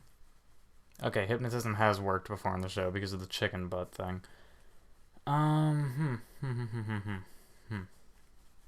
I can't really think of an explanation for that on the spot. Maybe just the curse superseded the hypnotism, and they didn't try the hypnotism again after the curse was lifted. Therefore, the hypnotism would have worked then, but didn't work before because the curse was there. I don't fucking know. Directly contradicts this. Marco still wouldn't like Star if Jaina hypnotized him and the blood moon truly was baloney. Star held an integrated match of cornball between monsters and humans, but for some reason they were already color coordinated to suggest they'd be versing each other, yet she's upset when they don't shuffle the teams. Like, how didn't you see that coming? Yet again, another small continuity error that nobody fucking cares. Or it's not even a continuity error, it's just something stupid. Literally color coordinated. The Meteora's lesson episode really just ended up being pointless in the end. It provided some backstory, albeit backstory that we didn't really need because we already knew Toffee was at a war with magic. Well, it wasn't to prove that he was at a war with magic. It was to build towards the fact that Toffee wasn't really in the wrong. That's what that scene was meant for, is to build that subplot. Besides the whole First Queen immunity thing. This is important, but it sets the foundation of the whole magic exposure explanation, which is actually a plot hole. Toffee is seen finally in flashback form. This is mainly to confirm that he was at a war with magic, which again is something we could already tell before, so thanks for nothing. Toffee is seen as like a loose cannon of sorts in this episode, but we never end up seeing anything about his transition from arrogant general to professional general, and then to professional business raptor. Glossric says, I think Magic's gonna be in pretty good hands, implying that Meteora is gonna be a 200 IQ magic user. But Magic gets destroyed in the end, and Glossric should know this, considering he knows everything. Yeah, that's, again, the idea. Magic's gonna be in good hands. The hands that destroy Magic. In canon, knows everything? Unless they planned for the baby to dip down at complete will, obtain her butterfly form without going through puberty. She did go through puberty in the Never Zone. Or becoming anything more than a toddler and say the whispering spell, which, sorry Chief, but I'm gonna call bullshit on that. Marco says he's been knighted like 9 times in the Never Zone, so why was being vaguely knighted in Muni the thing that caused him to go apeshit and obsess over it? Because that's Muni, that's where his true love lives, Star Butterfly. It's a lot different, and probably the circumstances weren't as dire the other times he got knighted. I've said this before, but the Magic High Commission and Junk and Jaina tell Eclipsa and Star that some powerful magic is coming from the Monster Temple. And like I said, this is never resolved. Mina isn't in the Monster Temple, so it would have made more sense for the magic to be coming from the Butterfly Castle. I believe this was an evil Eclipsa maybe moment, but they never ended up doing anything with it and they forgot about it. Just like all the other moments. Wasted time. When spells die in the spell dimension, it's never shown how that actually affects the outside world. Can Eclipsa no longer do those spells because they died? We have no idea. Never explained. Marco breaking up with Kelly was also bullshit. And just like the Jarko breakup, I'll explain this later. In the Monster and as Queen episode, Eclipsa said that Meteora just learned how to crawl on the ceiling, even though she's been shown doing that in the season 4 premiere. Well, just doesn't mean just. Like when he talks to when she hasn't talked to Globgore in hundreds of years, so in that context, Meteora learning to crawl on walls a couple weeks ago could also be considered as she just learned to crawl on walls. Also, Raskorg regrew with his cybernetic arm, and it's never actually explained how he lost his original arm. I wouldn't say they're lost. I always thought the eye and arm were enhancements, not replacements. Wasn't that supposed to grow back? What happened? The writers try to be slick by having Marco show up on Star's doorstep, mirroring how Star came to Earth. But in context, it doesn't make any sense. They had each other's numbers, they could have literally just called each other, and Marco has scissors, he could have visited at literally any point. It's as easy as walking into another room. This kind of big change literally should not have happened. Oh, and just a little note here. Remember that intense fucking theme that actually made me scream in Into the Wand? The next time that theme plays is when they're running away from pigeons that shit everywhere. That's fucking funny. I don't know what your problem is. After Marco breaks Rich Pigeon's leg. I just found it interesting how the definition of conflict changed. Throughout the last 2 seasons, there'll be random moments that just seem like the writers are stalling for time. Star smelling Marco's dirty hoodie and scent of a hoodie. In Ponymonium, when Star is trying to talk to Ponyhead, but she's ignoring her for like a full minute. Star describing the annoying noise she hears in Deep Dive. Star talking with the Ponyhead sisters in Bamoon Pati. And in the same episode, Star falling and it takes a full 20 seconds to get back into the action. The Kelly moment that directly interrupts the action in Conquer. Marco dances for a long time and out of business. Sloth Guy walking, slurping for a long time and out of business. And again, in Out of Business, we got this really long, awkward sequence of them insisting that they're not gonna get trapped there. No siree, we're better than that. And there's no punchline to this, they just leave. Why'd they spend so much time on that? Yep, yeah, no, fair point. Really long eating sequence in Curse of the Blood Moon. I don't mind that one. Really insanely unnecessary conflict sequence in Curse of the Blood Moon that could have been easily used, providing more closure to the ending. They really didn't need to make the ending so vague. They could have saved 3 minutes by cutting that whole conflict sequence. The time where Eclipsa and Star are waiting for the Magic High Commission in Junk and Jaina, and Sean is being a dickwad with his vegan, artificially grown in a factory donuts. And again, this time could have been used to actually elaborate what the Magic High Commission wanted to say and what was happening. Star and Romulus fight in the same episode, and it's literally the most pointless and tedious thing ever. Again, this time could have been used for elaboration. And regarding the comedy, I believe that the comedy was the category that stayed most consistent throughout the series. The show stayed pretty funny all the way through. Here's a few of my favorites for each season. Yeah, we have something like that on Muni. Hey everybody, it's me Otis. I'm back. Otis! I love you. Otis, we love you! Don't cry, River. Here. You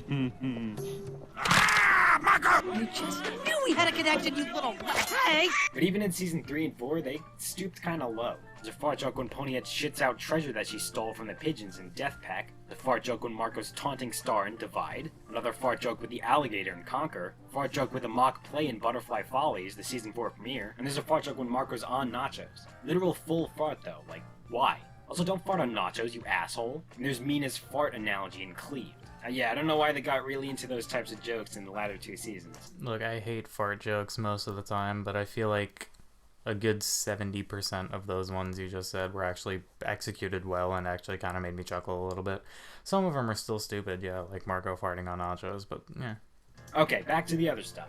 Nachos is put through seemingly thousands of years of suffering in the Never Zone. If 16 years in the Never Zone equals 8 minutes on Earth, and the Ransomgram girl says she was trying to deliver the message for months, for every Earth day, 180 years pass in the Never Zone. So 5,580 years for every month. She said months, plural, so that's at least 2 months. 11,160 years. At least 11,160 years Nacho spent there, freezing. Probably longer. In the season 2 I don't know what your point is. Marco would have had no way of preventing that because he didn't have the ransomgram. Episode Page Turners, Glossrick's real miffed at the Magic High Commission for pulling him away from his work. But in the season 4 episode Swimsuit, it's shown that he could apparently be in 2 places at once. Again, another stupid little joke. I don't mind it. But if you really want to get technical, this could just be projecting. Because, Glossrick doesn't actively speak or function at the same time. The one that's right next to Romulus and the one that's right next to Marco don't actively speak or move at the same exact time. So he could maybe project himself twice and then swap between projections. I don't fucking know. But again, it's just a stupid joke. Yeah, they kind of put that in as a joke and didn't really consider how it would affect the logic of the previous seasons. Marco claims it took him months to get over Jackie, but let's count for a second. Stay amazing, okay?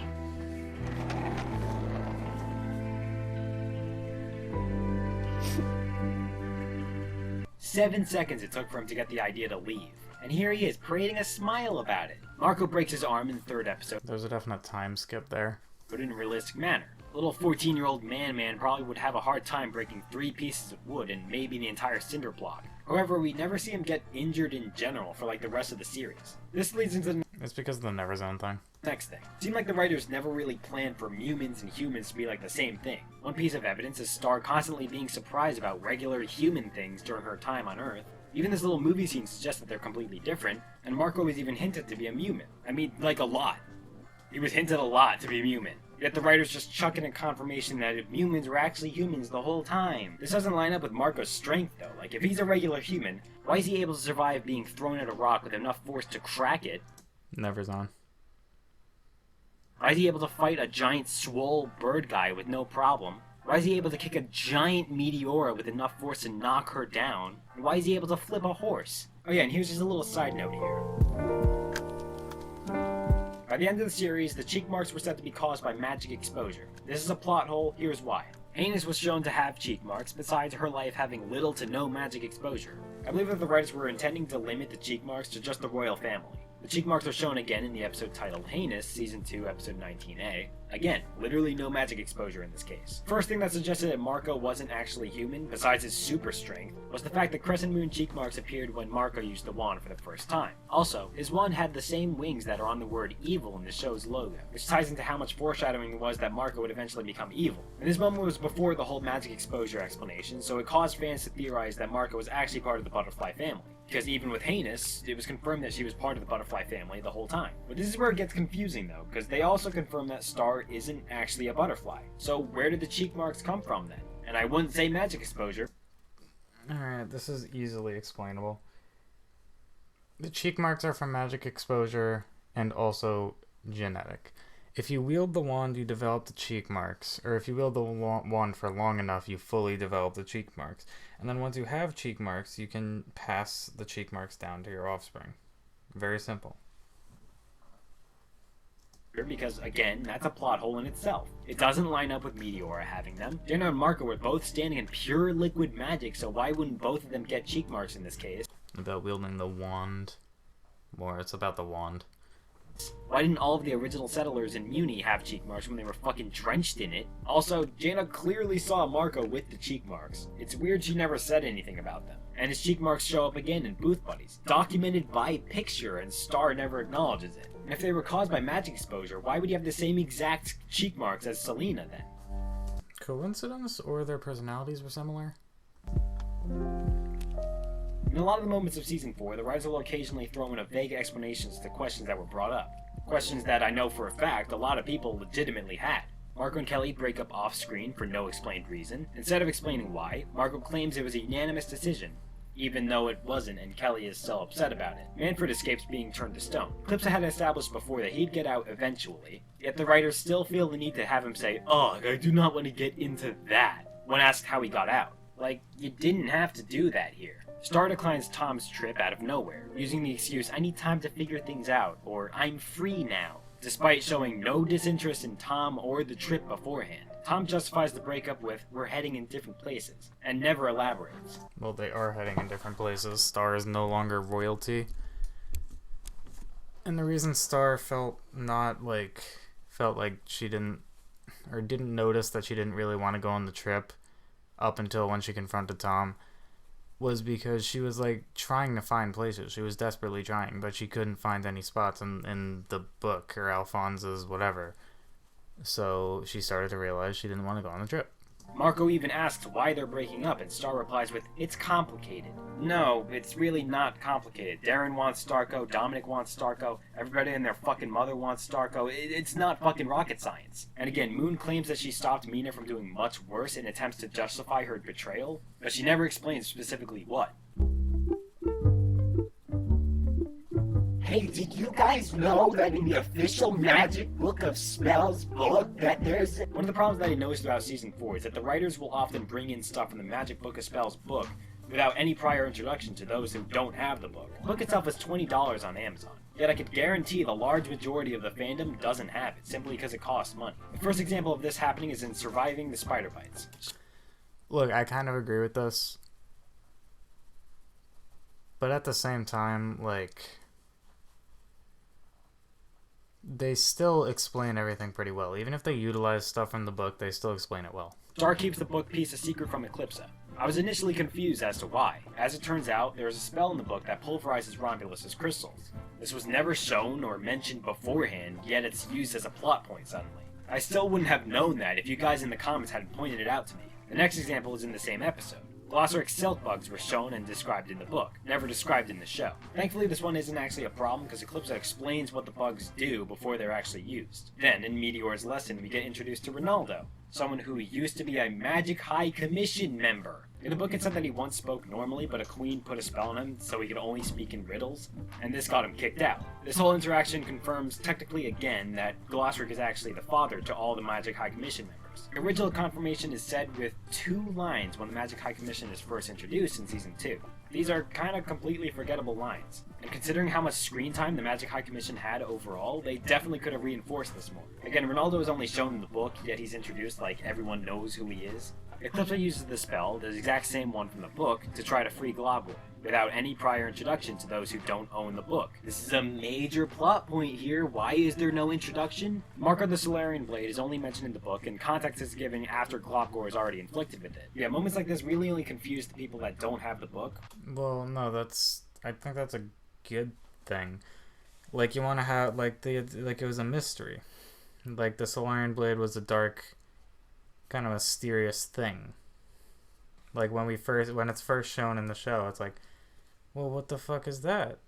And then it's revealed, like, a couple seconds later what it is. And I think that's more effective than you having read the book and just knowing it, which is something you could have done. Which, again, is probably a lot of people who watch the show. When the story starts to get unintentionally confusing in a story-heavy show, that's not good. In The Spell with No Name, a skull butterfly spell is being tracked down by the rest of Eclipsa's spells. The episode confirms that this spell is Eclipsa's most powerful spell, and it's shown to be an insta-kill for anything that it touches. So, what's the deal with this then? Is this different than the raptor killing spell then? Yeah. Why couldn't you just use this spell on Toffee, or vice versa? Eclipsa claimed that her mother started making the spell and then she finished it after she died. But that backstory is the exact same thing as the raptor killing spell, and it's confirmed that this isn't the raptor killing spell because they're done completely differently. So what is this then? Alright, so for continuity, It's just a different spell. I think that covers it. Of course, the other problems are going to be brought up in a little bit, but for now, let's talk about characters. Let me start this section off by asking you, what is the difference between these 2 intros?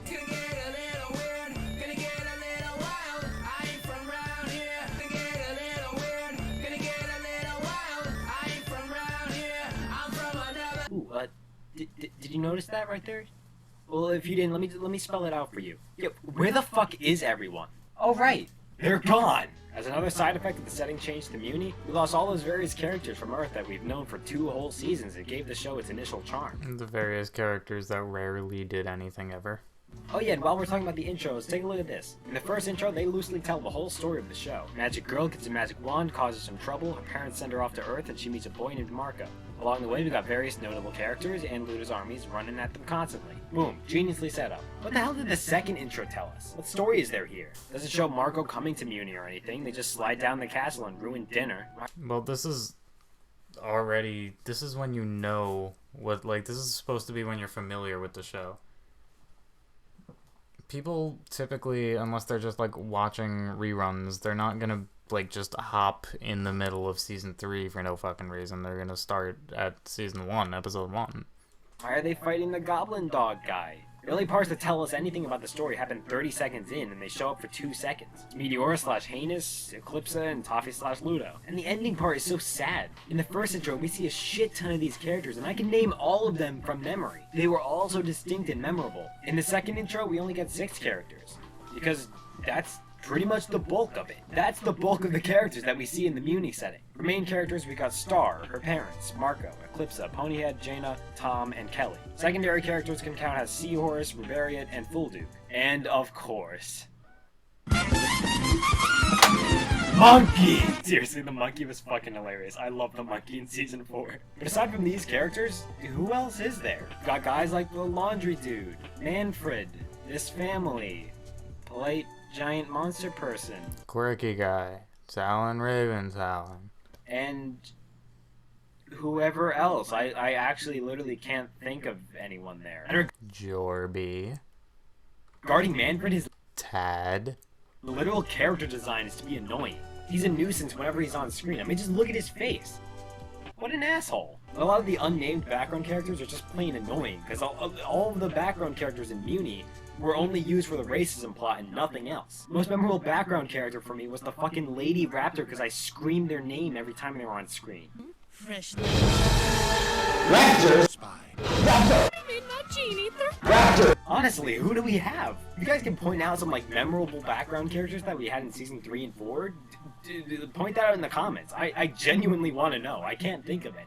Oh wait, we still have the Magic High Commission. Oh wait, the writers turned them into complete assholes, despite the various episodes in season 2 showing that they were decent people. It's completely understandable why they act the way they act. Eclipsa has a terrible reputation, and especially to Romulus specifically has proven that she still does a bunch of evil shit, and the fact that she's queen and has a lot more power now, they have a lot more reason to hate her and want to stop her, because if she's evil like they think she is, and she has all this power, and she's trying to free Globgor the Monster King and also the Plucker of Limbs, they need to fucking put a stop to this. Obviously we know Eclipsa isn't evil, but they have every reason in the world to believe she is. And better safe than sorry. Oh, but we still have Star and Marco. Oh, wait!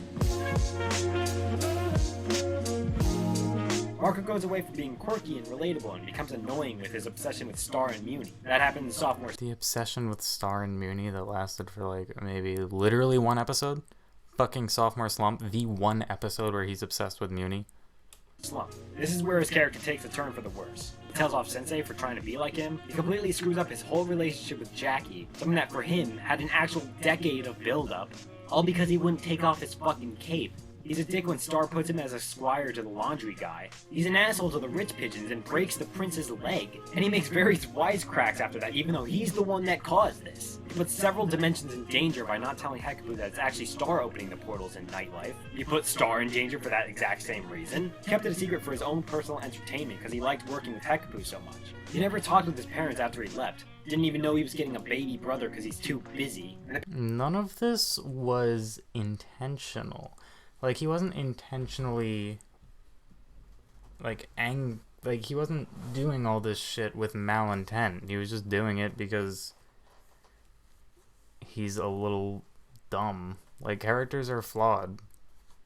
The parents even mentioned, visit any time, those scissors work both ways. And he hardly ever does, despite saying that he will. Completely doesn't care about Star's problem after her mom goes missing, his giant ego in the Never Zone, and neglecting Nachos for 11,000 years. Neglecting? He didn't even fucking know Nachos was taken. At least. Breaking up with Kelly for no explained reason, even though Kelly's side of the whole getting over someone agreement is not at all complete. And he knows she's been going through some tough times. That's all Marco. Are you saying... No, that's not... No. Don't say that. Because now it sounds like you're implying that if you're in a relationship with someone and you don't really want to be, but they're depressed and you know that they're going to get hurt if you break up with them, that you should force yourself to stay in that relationship, which is a very unhealthy thing to do. So, like, refrain from making that point next time. Star's case, Star is seen being more responsible and princess-like in Season 3. That's her whole reasoning for not going back to Earth. That's why she's staying on Muni. But she will still randomly do completely irresponsible things. Personality is split and it's going back and forth like a fucking metronome. No, it's not. It's the same thing as Ludo. Remember how you were like, oh my god, Ludo went from a joke villain to a serious villain, but that part, with the part of his Season 1 personality leaks out sometimes. It's the same thing here. Overly responsible to the point where it's annoying in Princess Ferdinand. She adopts the idea of, I'm a teenager, I don't have to worry about shit, in a swimsuit, and well, that's after she's no longer royalty, which is completely understandable. It's a big thing in Season 4. She's no longer royalty. She doesn't need to be royalty. She just wants to be a teenager, but thanks to Eclipsa's incompetence, she's stuck here, still being royalty, even though she has no obligation to fucking do that. She leaves Eclipsa and Romulus alone, despite it's clear they're trying to kill each other. She acts completely childish in Ransomgram. She's a childish schmuck in Lake House Fever, unnecessarily mean to Rasticor and Yada Yada Berry. I wouldn't say mean, she just teases him, calls him short a little bit. Makes constant short jokes at him. Thanks, little guy. I'm not tiny, I'm compact. She's irresponsible in surviving the spider bites by not looking at simple shit that's part of the tour. She's on a whole nother level of brat in Junk and Jaina, plain dumb and rude in Curse of the Blood Moon, and she's a straight up asshole in Doop, not to mention cleaved. Well, okay. She is kind of a bitch to Tom, but that's just because they're not really meant for each other. They're not a good relationship. Tom was super toxic before, and now Star is becoming a little toxic. Either way, it's just not a good relationship. And what did she do in Cleaved? Star is shown downplaying Marco's time in the Never Zone. She ignores the fact that he spent 16 years there trying to get her scissors back. He did it for Star, and she never said thank you. She only uses him as eye candy in that dimension, despite her already having a boyfriend. All the buildup of seeing Star become a better person in season 1 and 2 gets fucking thrown out the window. You can't even pinpoint her personality at this point, she's all over the place. But that's okay, because after all, she's just a teenager. Teenagers are dumb, right? God, is there any genuinely good characters in this shit anymore? Tom! We all love Tom. I commonly say that Tom was the best part of the latter 2 seasons. His character arc was amazing. It starts out with him getting back together with Star, by her wants, specifically. This is after he came to realize that she wasn't interested, so he backed off for a while. He got a demon system and tried to become better for Star. His schmuck side still shines through in some places, so it's not like he unrealistically changed overnight. In Monster Bash, when he only looks for time with Star, ignoring how important the event is to her and for Muni, and in Another Mystery, when he tries to pull Star away from finding Buff Rock. He apologizes to Marco for treating him badly, and later calls him his best friend in Divide. I know I just made the same comparison with Ludo, but if you're gonna say that it's good character development for Tom to go from an asshole to a good person, but kind of be an asshole a little bit, you can't act like it's bad writing that Star goes from irresponsible to responsible, but sometimes lets her irresponsibility leak out. Like, it's the same exact concept. You're just fucking cherry-picking what to like. Sacrifices his life for Marco even after he said he kissed his girlfriend. He fully recognizes how screwed up the Blood Moon actually was, and he regrets trying to take Star to it, and he felt so much guilt about Marco and Star being chosen. This kind of continuity is similar to Star in season 1 and 2. You know, when we see her legitimately grow as a person, it's nice to see that kind of thing again. And there's Eclipsa and Globcore too. Now, some people are happy that Eclipsa turned out good, while others would have preferred to see her evil. However you feel, it's indisputable that a large part of her character was the uncertainty of whether she's good or not. Season 3 really nailed this, with the constant kindness of Eclipsa contrasted by the beliefs of the Magic High Commission. The main deciding point seemed to be Butterfly Trap, when it's revealed that Meteora was switched out with Festivia, leading the viewers to see things weren't clear-cut. If not here, it would have been set in stone in Conquer, where she's willing to kill her own daughter in order to save Muni. However, for some reason, the back and forth of good and evil seemed to continue into season 4, despite it seeming resolved. We've gone over this already. It was shown as the foreshadowing that Globcore was actually the evil one. This plotline, while less developed, mimics that of season 3. While you could argue that it's different, Eclipsa is in love with Globcore, and thus making Globcore evil would likely make Eclipsa evil too. Situations like the Spider Bites painting Globcore as truly evil are never touched upon again, leaving these moments to have no impact. They were touched upon. We know how it was. Eclipsa is the one who ultimately made Globcore a better person. He stopped eating humans because of her. He became a better person because of her. If it weren't for Eclipsa, Globcore would still be a fucking beast. Really, it was just the same arc used twice. Eclipsa also had a really realistic personality. Her flaws are openly acknowledged, and they aren't all gotten rid of, but they don't get in the way of her being an enjoyable character. Unlike others. Along with Tom's change, another arc that's similar to the growth that season 1 and 2 had is Eclipsa trying to get the public on her side. While this again went on for longer than it needed to, I will say they did a pretty good job of showing things gradually changing. And as utterly annoying as the Ponyhead show was, it did do a good job of showing the progress towards getting the public on her side. Right up until Coronation, when the public is seen being near 100% on her side. Okay, now let's get through the last of these characters. Ponyhead. Widely considered to be greatly annoying. I hadn't really minded her until Flanderization, I guess, kind of amplified that annoying part of her in season 3 and Honestly, it's the opposite for me. I didn't like her in season 1, but she grew on me over time. 4. Jaina. Same as always. Thank you, Jaina, for staying consistent. Nachos. Kelly. Oh boy, this one's a real tragedy. Okay, so this will be covered more in a second. But I want to point out that like 90% of Kelly's screen time is her dealing with some relationship problem. Like, constantly. She's shown to be really upset about it, too. Tad constantly keeps calling her to nag about how well he's doing without her. This is why I don't like Kelly's character. Like, I'm not saying I dislike Kelly. I enjoy her when she's on the screen. But she has very little development as a character outside of just being sad and in a bad relationship. That's fucking it. And that's why I don't think her and Marco being together would be a good endgame thing. Like, I'm not diehard Starco shipper. Like, I wouldn't mind if the show ended where, like, Marco was with Jackie and fucking Star was with Tom. And I also am completely fine with Star and Marco being together at the end. It doesn't, like, I would have liked it either way. I just don't think Marco should have been with Kelly. I don't, because Kelly's hardly a character. Like, she's a recurring character, but a character with very little character. And on top of that, she gets wrestling ruined for her, as an extra kick in the face. She's shown to be literally depressed over it, and it sucks that the writers only decided to use a character like this for relationship drama. Okay, so that about wraps it up for characters. But wait a minute, I'm missing something. What was the thing that I talked about last time that I didn't talk about this? My plans are falling apart. Here we go. Now that I know. You know, the tame is part of any fandom, right? So remember when the shipping scene was actually good in season 1 and 2? Alright, let's take a moment and go through each ship.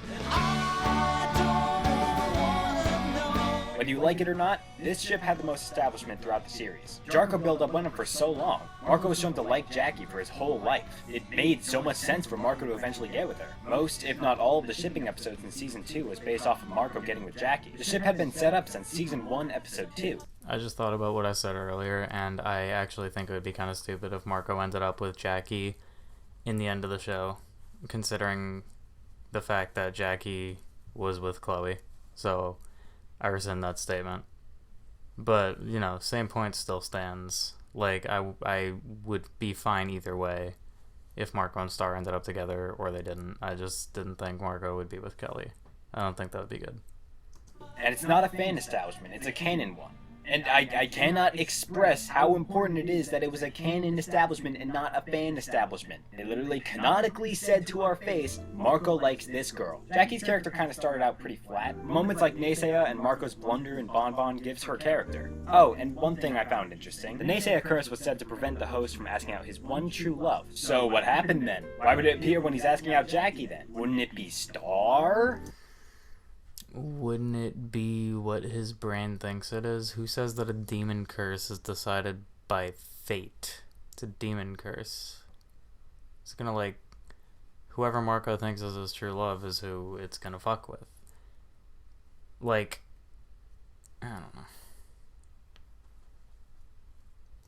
Overall, Jarko is a pretty solid ship with a lot of establishment. Canon establishment. The chemistry between Marco and Jackie worked surprisingly well, and their relationship helped contribute to the relatable feeling of the show. That all changed, though, in one fateful episode. Sophomore Slump.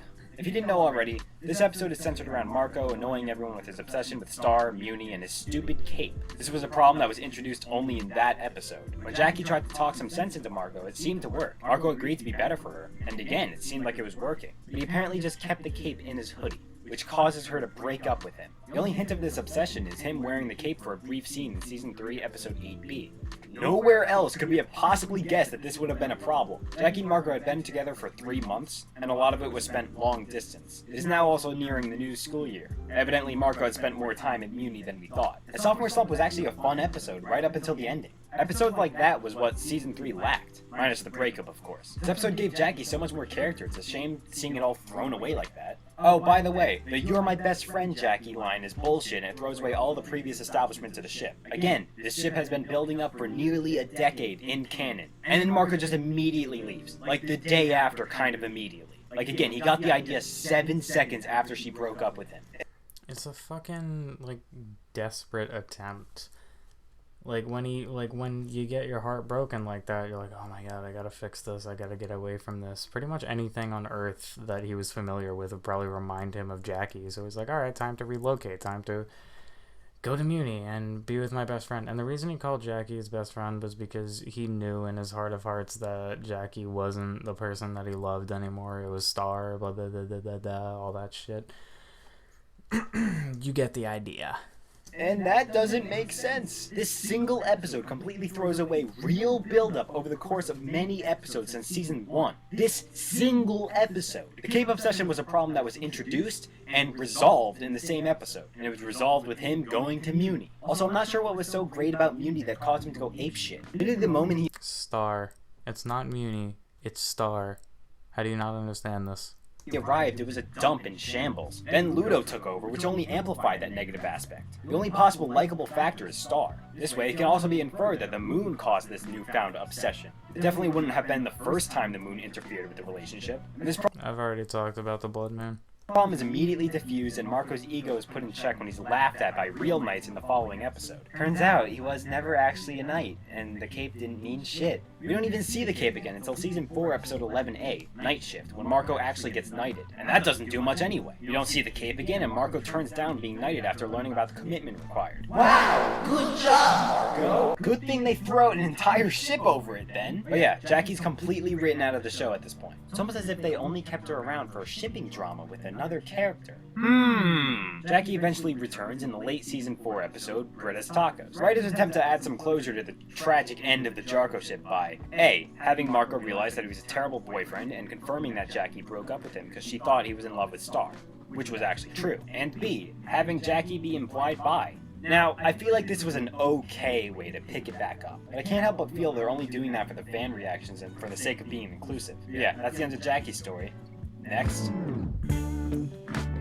Okay, so this ship technically started out in season 1, as Tom had already dated Star in the past. The ship really took off when it became actually healthy and club snubbed, where Tom had accepted that Star isn't interested in him and he gave her space. Star eventually gets back together with Tom by her own want. She is now over Marco. Like I said before, Tom went through an amazing character arc. He betters himself for the sake of Star.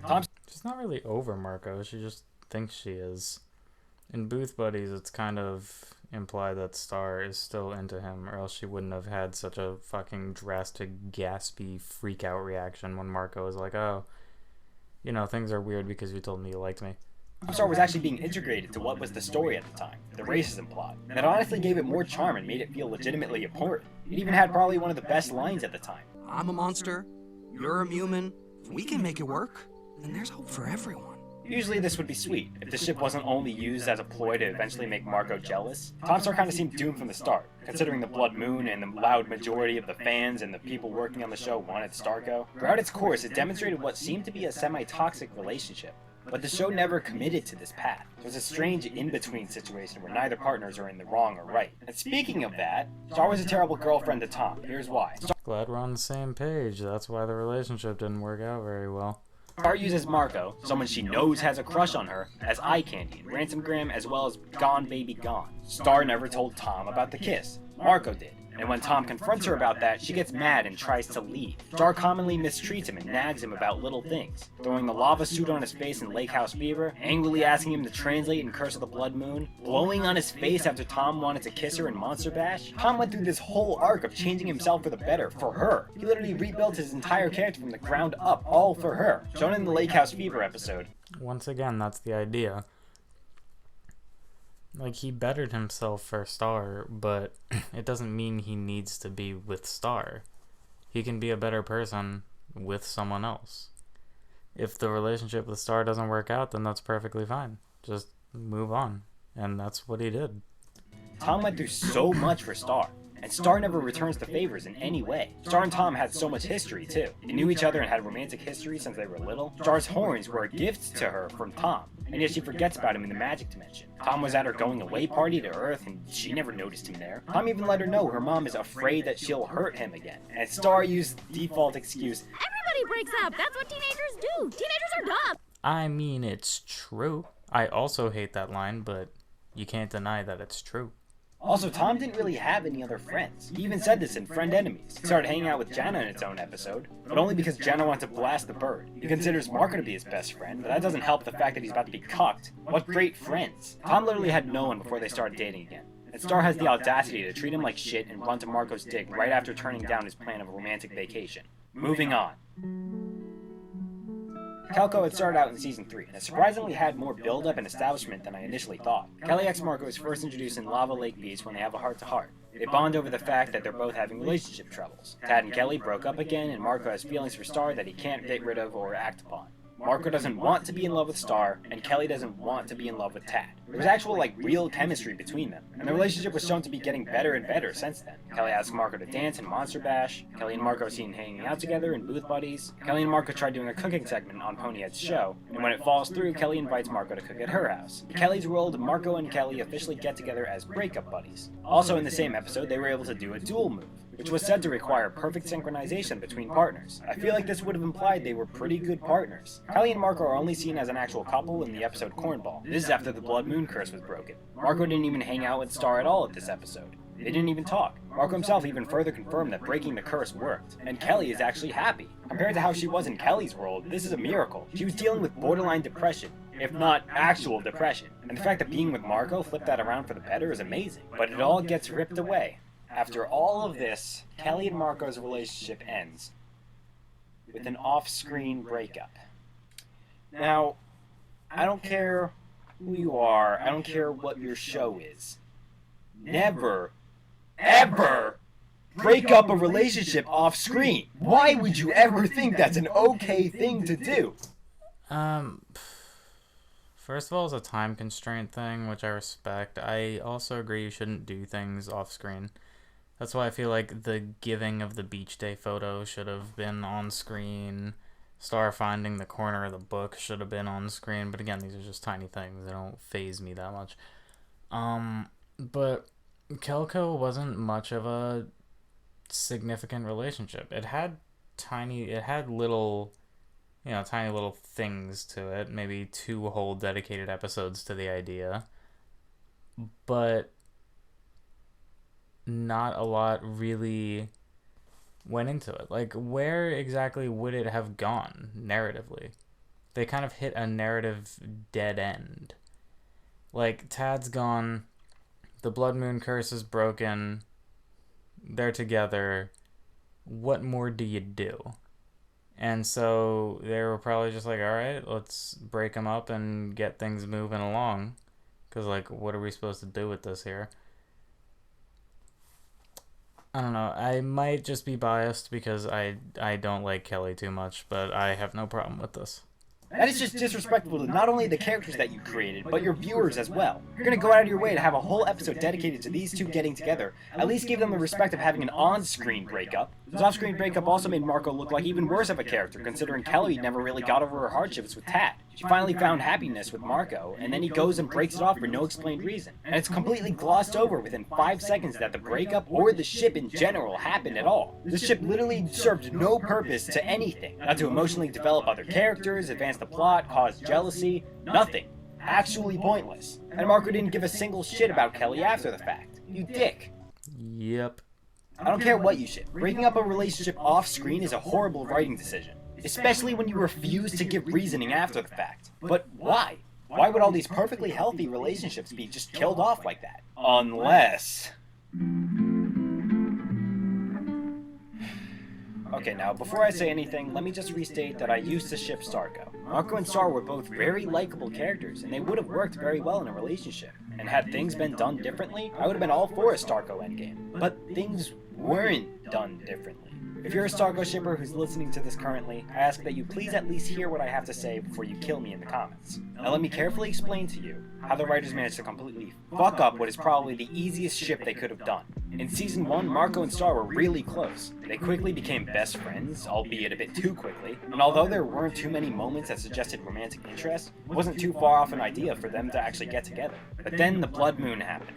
This one thing was enough to completely turn me off from this ship, and I'll explain why. Blood Moon Disqualifier. Remember earlier when I mentioned something that I like to call the Blood Moon Disqualifier? Well, like I said before, the disqualification factor means that all Starco moments from when the curse was placed to when it was broken do not count as actual Starco moments, as we're unable to tell if those moments were caused by the moon's manipulation and therefore are consensual. They are disqualified as actual, natural establishment to the ship. Here's a list of Starco moments. And in case you need a refresher, a Starco moment is defined as either party showing romantic interest towards the other. These moments were all during the Blood Moon's active period. We are unable to tell whether or not the moon actually had a part to play in this. Therefore, we can't determine them as consensual and natural. And in Blood Moon Curse, the curse is broken, and Star still shows signs of fully liking Tom, and showed no signs of liking Marco after. Star confirms this by still being with Tom and doing romantic shit, and Marco confirms this by staying with Kelly and doing romantic shit as well. Regarding the episode Booth Buddies, not only were they canonically held hostage until they kissed, the Blood Moon also shows up at the end, signifying that it had a hand to play in this. Seriously, the fact that a forced kiss, both through manipulation and hostage, is included in Disney's official Best Starco Moments compilation, that says something. So the moon ruined a relationship with Jackie. It shows up when they kiss and makes him think of Star, makes him obsessed with Star and causes the breakup. Also got in the way of his relationship with Kelly. Marco literally said this himself. And I know what you're about to say. They deconfirmed the Blood Moon in a later episode. Well, I wouldn't be so quick to trust the things that were said in that last batch of episodes. Oh, when I say that the fucking Blood Moon was disqualified, is that the word you used? I don't know. It's like I said, like everything you just explained, yeah, the Blood Moon separated Star and Marco from their other relationships and dragged them together, but it didn't make them develop any feelings. It just dragged them together. So the feelings are all real. Right now, we're going to label those moments under something called the Wendy disqualification. I'll explain who Wendy even is after this. I'll explain who Wendy is right now, because why the fuck not? Wendy is the continuity coordinator for the show, right? And she had this position for basically the entire show. But she stopped being credited in the final 6 episodes, which is what I also like to consider the second battle for Muni, as it's another string of episodes that follow basically a consistent story and is like a big fight and climactic finale type shit. And Blue Order loves to make a big deal out of this. He's like, oh my god, they fired their continuity coordinator and then everything turned to shit. What the. But my rebuttal to this is, they're in the home stretch. They know everything that they're doing. Everything is planned out at this point. From Coronation onward is when Wendy stops being credited, and everything from Coronation till the end of the show is most definitely 100% already planned out. So why do you need to pay a continuity coordinator to coordinate continuity when there's no continuity that needs to be coordinated anymore, because you know how the show is going to end and everything is planned out? You have no point here. And he's going to say this. There's going to be an entire section on the Wendy disqualifier. And I'm not going to skip it, but I'm probably not going to say much during it, because this is all I have to say right now about the fucking Wendy disqualifier, or whatever you called it. Or the Wendy situation, I don't know. But she plays a large role in the next section. For now, though, let me steer back towards the problems with how Starco was done. Along with the whole Blood Moon curse forcing them to have feelings for each other, the writers also really got into having the characters themselves say how much they didn't want to be together. In Season 2, Star had trouble with her feelings for Marco. On the one hand, she was incredibly happy for him because she knew how long he wanted to be with Jackie for. But on the other hand, she has feelings for him that are interfering with that. In Sophomore Slump, Marco's feelings for Star and Muni caused Jackie to break up with him. He didn't want this. He wanted to be with Jackie since he was a toddler. In Lint Catcher, Star literally wants nothing to do with Marco romantically and tells him off. And in Lava Lake Beach, Tad, of all people, tells Marco that he has a crush on Star. Marco replies to this with actual crisis and denial. Like, he is clearly not happy about this. And even the music in the scene suggests that he doesn't want this.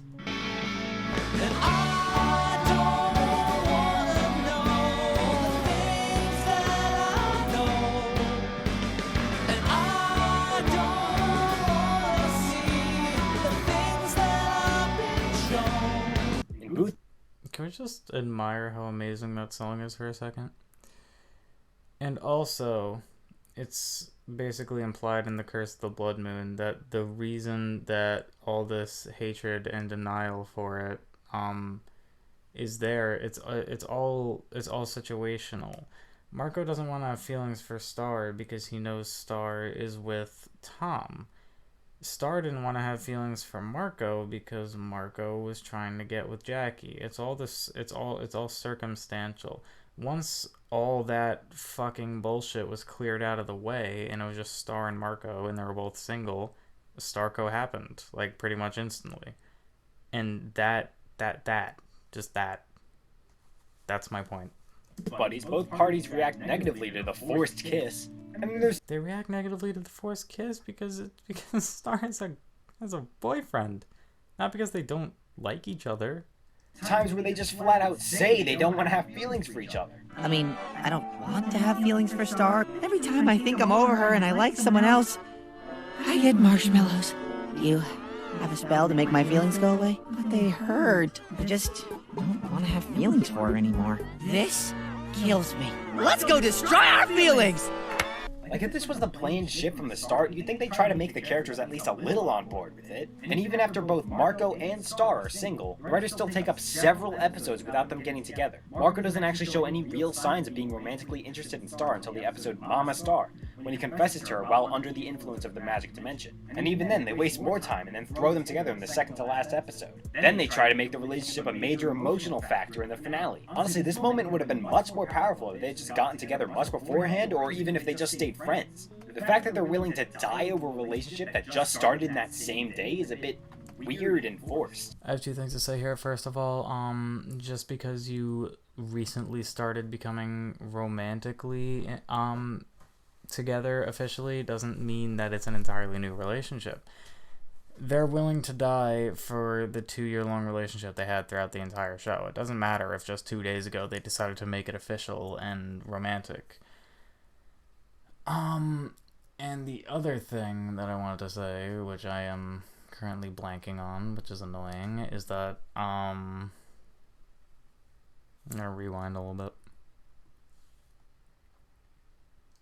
Then they try to make the relationship a major emotional factor in the finale. Honestly, this... Oh, yeah. Okay, so this part's interesting. I believe that the reason Starco needed to be Endgame is because there's a certain interview I saw with Butch Hartman where he interviews Adam MacArthur, the voice actor of Marco, and he describes something to Adam, and I think this interview was done during like season 2 era, and he Butch brings up Starco and then compares it to one of his favorite shows as a kid or when he was younger.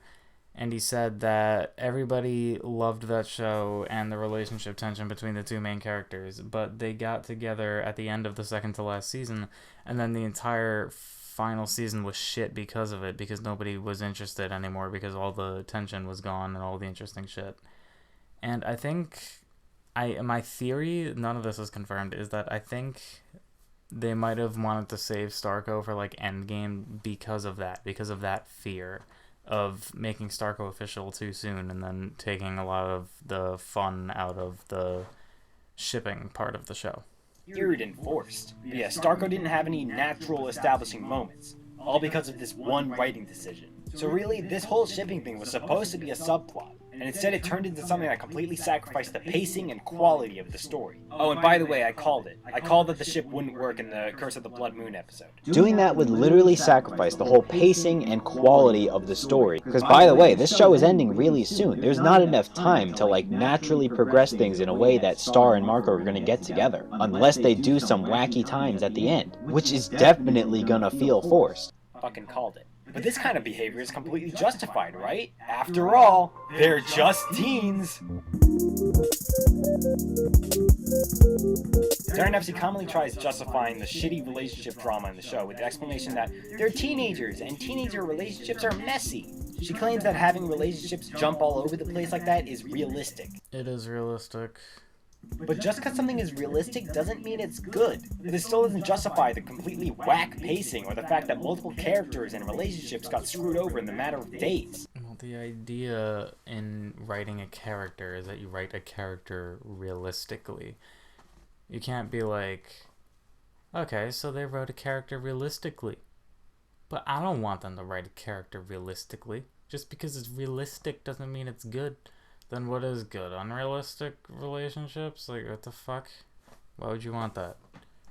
And you know what, Darren? I think you're giving yourself a little bit too much credit there. What about this is realistic? I don't know about you, but I certainly haven't seen any teenagers do this shit. All these characters were perfectly level-headed individuals. Breakups like these don't normally happen like that. And breaking up with your boyfriend, forgetting about him completely, getting together with someone else the day after, and then suddenly determining it's worth dying for isn't called being a teenager. It was a very emotional and draining and stressful situation.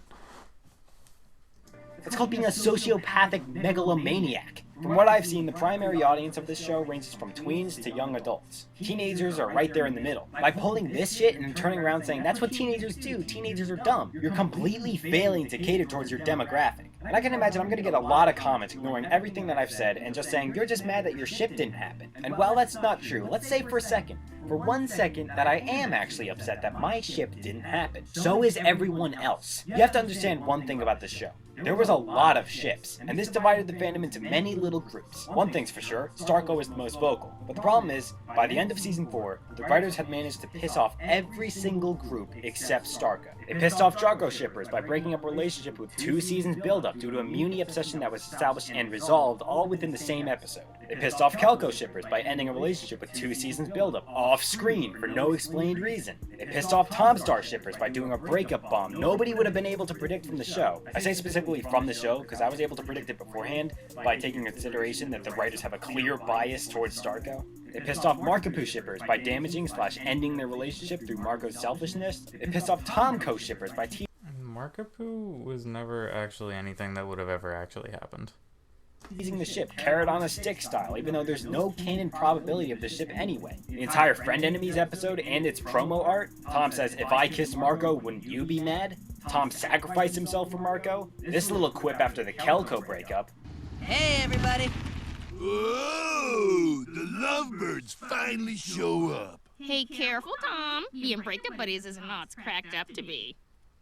And the performance in coordination. In the end, the writers only catered towards the Starco shippers. And they didn't even do a good job of that. Very Starco shippers are upset about how terribly the ship was done. The large majority of the fans are upset. It's just that the Starco shippers that are happy with it are far more vocal about it. And Jesus Christ, some of you guys get way into this. Like seriously, telling someone to kill themselves, calling fan works trashy, calling people dumbasses over some dumb ship, calm the fuck down. Oh, and this isn't even mentioning the fact that the shipping game was fucked from the start. Did it ever occur to you that Marco is actually a 30-year-old man dating a 15-year-old girl? Stop it, stop it, stop it, fucking stop it. That's bullshit. I mean, it's not bullshit. It's technically true. It's technically true. But it's all a mind game. When the further you get from the Never Zone, the more it feels like a dream and the more you forget everything other than muscle memory. So, with that logic, it can be concluded that Marco, even if he's technically lived 36 years, when he has the body and mind of a 14, 15-year-old still, then he is still basically a 14 or 15-year-old. That's like the whole idea. Now, they've offered explanations saying that the Never Zone works kind of like a dream. They claim that Marco doesn't really remember much other than skills and muscle memory stuff, at least until he encounters something that does make him remember. Now you're getting it.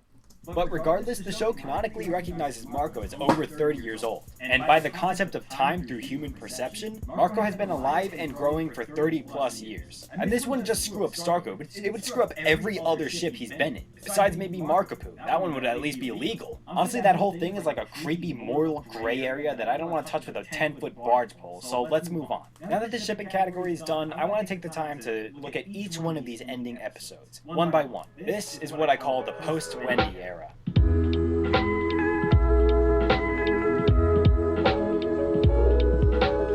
Now again, I'm going to explain who Wendy is in a little bit, but just remember that these next episodes, these final episodes, something's wrong with them. Production-wise, something is wrong with them. So again, let's go through each one.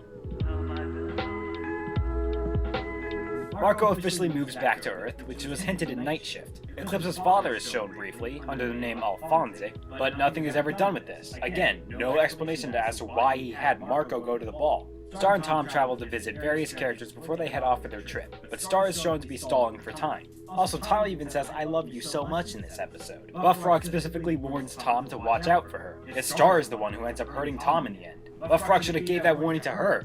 Ironic, isn't it?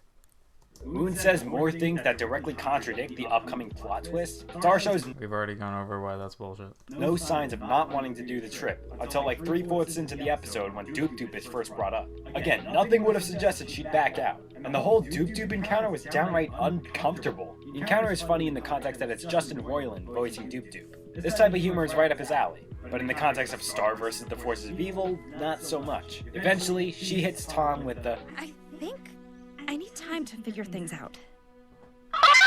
nothing about their relationship would have suggested this would happen. She was like a Maybe the fact that Star was a terrible girlfriend for like almost their entire relationship might have hinted at that. 100% for the trip in the last episode and even in this episode. After Tom leaves, clearly upset, Because she did want to go on the trip. The reason she had an issue with it was because she couldn't find a place to go, which got her really thinking about if she wanted to go. She convinced herself she thought she wanted to, and then ultimately realized she didn't. Has that never happened to you? she immediately goes to the Diaz's house. And Marco Jr. is changed to a girl for like no reason. And they tried covering up the clearly random change with this little joke by Mr. Diaz. All just so they could go, "Ooh, look, Mariposa and Meteora as teens. Ooh, look, they're like sisters. They're all grown up. Why do you care? Ooh, look how strong and independent they are." In the episode British Tacos, we get to catch up with all the Earth characters that the writers abandoned. Honestly, watching this, I really enjoyed seeing everyone again. But I couldn't help feel that this was like a hollow shell of what the show once was. Not to mention they kept bringing up the relationship shit, which happens to be the show's worst feature right now. You know what this felt like? Okay, imagine the fucking nuke drops on your city. The fallout of 1983 actually happened and everyone's dead. You survive and you wander the wasteland for 2 years, life constantly getting worse. Eventually, you find that some of your old friends that survived the nuke and you rekindle with them, only to find out that they're also dying because of radiation poisoning. That's what this feels like. It's nice seeing all these wonderful characters again for the first time in years, but I can't help but feel a sense of emptiness because of the hell we just experienced. Also, in the episode, everyone makes jokes about Star and Marco having a baby, even though Star is 15 years old? Fucking gross and not legal. Literally so many people brought this up in the episode. But wait, if we combine this again with the moral gray area of Marco technically being 30 years old... Dude, stop it. Stop it. You're reaching. You're reaching so much. And that makes it even worse. Jackie eventually has a chat with Marco and gives her blessing to date Star, which kind of completely takes you out of the moment to remind you that the writers are pushing their own personal wants and desires into the show. For those of you who are still accepting all this as canon, Okay. This is something that bothers me that you say that bothers me, and I'm just gonna say it now.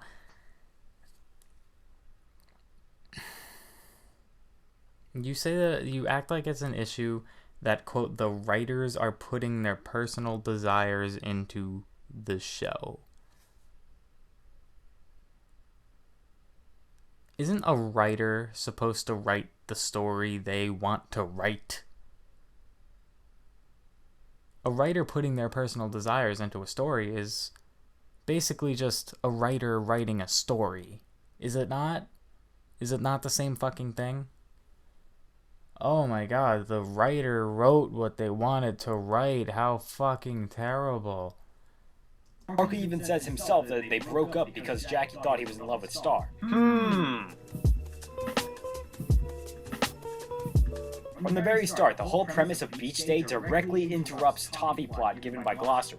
Which is more interesting? The hint that the main antagonist of the show is actually good, or a Starco fanbait beach episode? The two things aren't fucking related. How are you relating these two aspects? They're not at all related. Regardless, Beach Day is a very large premise throughout Season 4. Star is seen preparing for it constantly. And Tom is even told he'll be the one taking the photo. This poor lad. At its core, Beach Day is unneeded Starco fanbait. They didn't even start the ship in this episode. This was the last possible time for them to start the ship and make it work in the slightest. We sit through this very uninteresting episode where Star whines about the fucking beach. And this moment right here really made me stop and think about the images that were being projected into my retinas. Seagulls go to the beach, I guess. It's just gonna run after this friggin' seagull. What an important episode. At the end of the episode, Father Time says, "Too bad the hardest times are still ahead." This makes no sense. Step 1. Star evidently got the photo towards the beginning of the series. So how could Mina possibly be worse than Toffee, Ludo, Meteora, and all the racism shit? Spoiler alert, she's not. She is. She fucking is. Like, undeniably.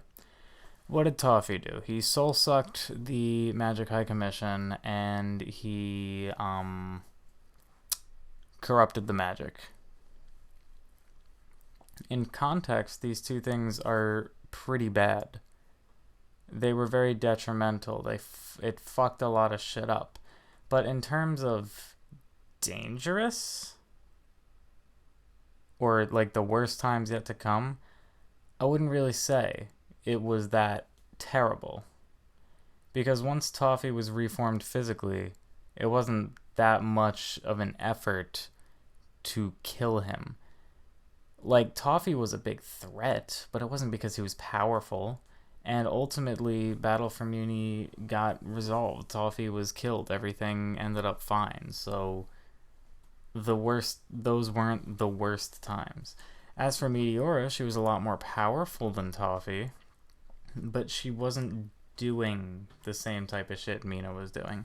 Meteora didn't have the sole intent of killing people, nor did Toffee have the sole intent of killing people. Meteora just wanted the throne and would suck the soul of people who got in their way. Same thing with Toffee. He wanted to destroy magic, and he would suck the soul of people who got in his way. They all had their goals, and they were willing to fuck over people in an attempt to reach their goals, but they weren't all that powerful. Okay, Toffee wasn't all that powerful, and except for, I guess, when he utilizes magic, but again, still, Moon held her own. And Meteora was powerful, but again, at the same time, once you defeated her, all the souls went back. Basically, the point I'm trying to get at is Mina is not just one person. Or she is, but she had an army of hundreds of her. Hundreds of suits of indestructible armor with swords that even if you're fucking grazed with it, you will have a wound that will spread and kill you over time. Hundreds of them. And their sole intent is to commit genocide, and they're going at it, and there is almost no fucking hope in stopping them aside from one insanely destructive fucking darkness spell. That is a hell of a lot more threatening, and a hell of a lot more just threatening, than a single big beast that's running around sucking the souls of a bunch of people, or a single lizard man that is corrupting magic and sucking the souls of people. Like, think about it. They're all serious. They're all very serious events and issues, but Mina is undeniably the most powerful. She's not worse than all of that. The writers just did nothing with that line. In Gone Baby Gone, Hecuba comes to Marco's house while he's babysitting Meteora and Mariposa. She warns him to stay on Earth, do not go to Muni. And this doesn't even make sense in the end, because Marco had to go to Muni to even return Meteora in the first place. It's not like Meteora never returned from the whole babysitting thing. Then we get this really unnecessary plot point where Meteora and Mariposa crawl into the portal that Hecuba left open, and they enter the Never Zone. I can't help but feel that the writers changed Marco Jr. to be a girl and had this episode in general only to serve as like a time skip. Because again, wow, look at them as teens, they're so sisters! This episode doesn't amount to anything. It's a complete waste of an episode slot. Tom returns and immediately breaks up with Star. For one, I think it's definitely better that Tom was the one to break off the relationship. But he had said it's because they're going in different directions and not because she was a terrible girlfriend to him. This is again another vague excuse. And Tom even takes the time to give a vague blessing to everyone's favorite ship. And again, this just completely takes you out of a non-existing moment at this point. And I mentioned this before, but Marco claims it took months to get over Jackie. Huh, really? I think those 7 seconds suggest Otherwise. Even Tom calls him out on this. It took him a month to fully get over Jackie. Getting over someone doesn't mean just getting past the hurdle of being able to do absolutely nothing. Like, Marco, like, when he says he didn't get over Jackie for months, that doesn't mean that he was sitting in a room crying his eyes out about the whole situation for months. It means he cried his eyes out for the whole situation for about a fucking day, and then gradually built himself up for another couple months until he was fully healed from the whole situation. I get it. It took me months to get over Jackie. Did it, though? Yeah, but did it really? Seems like you were pretty quick to leave. Star recognizes that something's actually wrong on Muni and decides to go there. In Shenanigans, Tom gives Marco his blessing to date Star, literally the day after he broke up with her. And he also decides to discredit the Blood Moon Curse, something that, by his nature, he is familiar with, and he even admitted to feeling guilt because he knew it was manipulating them. So that moment is just fucking bullshit. Yeah, but Tom really knew all along that Star and Marco were going to end up together. It was basically his entire character. He wanted to be with Star, but then they got bound by the Blood Moon, and Tom made it like his mission throughout the entirety of Season 2, like, Star and Marco are not getting together. And then he started to better himself, and as he betters himself, and as the show begins to fucking end, he's like, you know what, maybe Star and Marco were meant for each other. Fucking hell. So even after they've established that some serious stuff is going down, the writers don't forget to shoehorn some relationship shit in.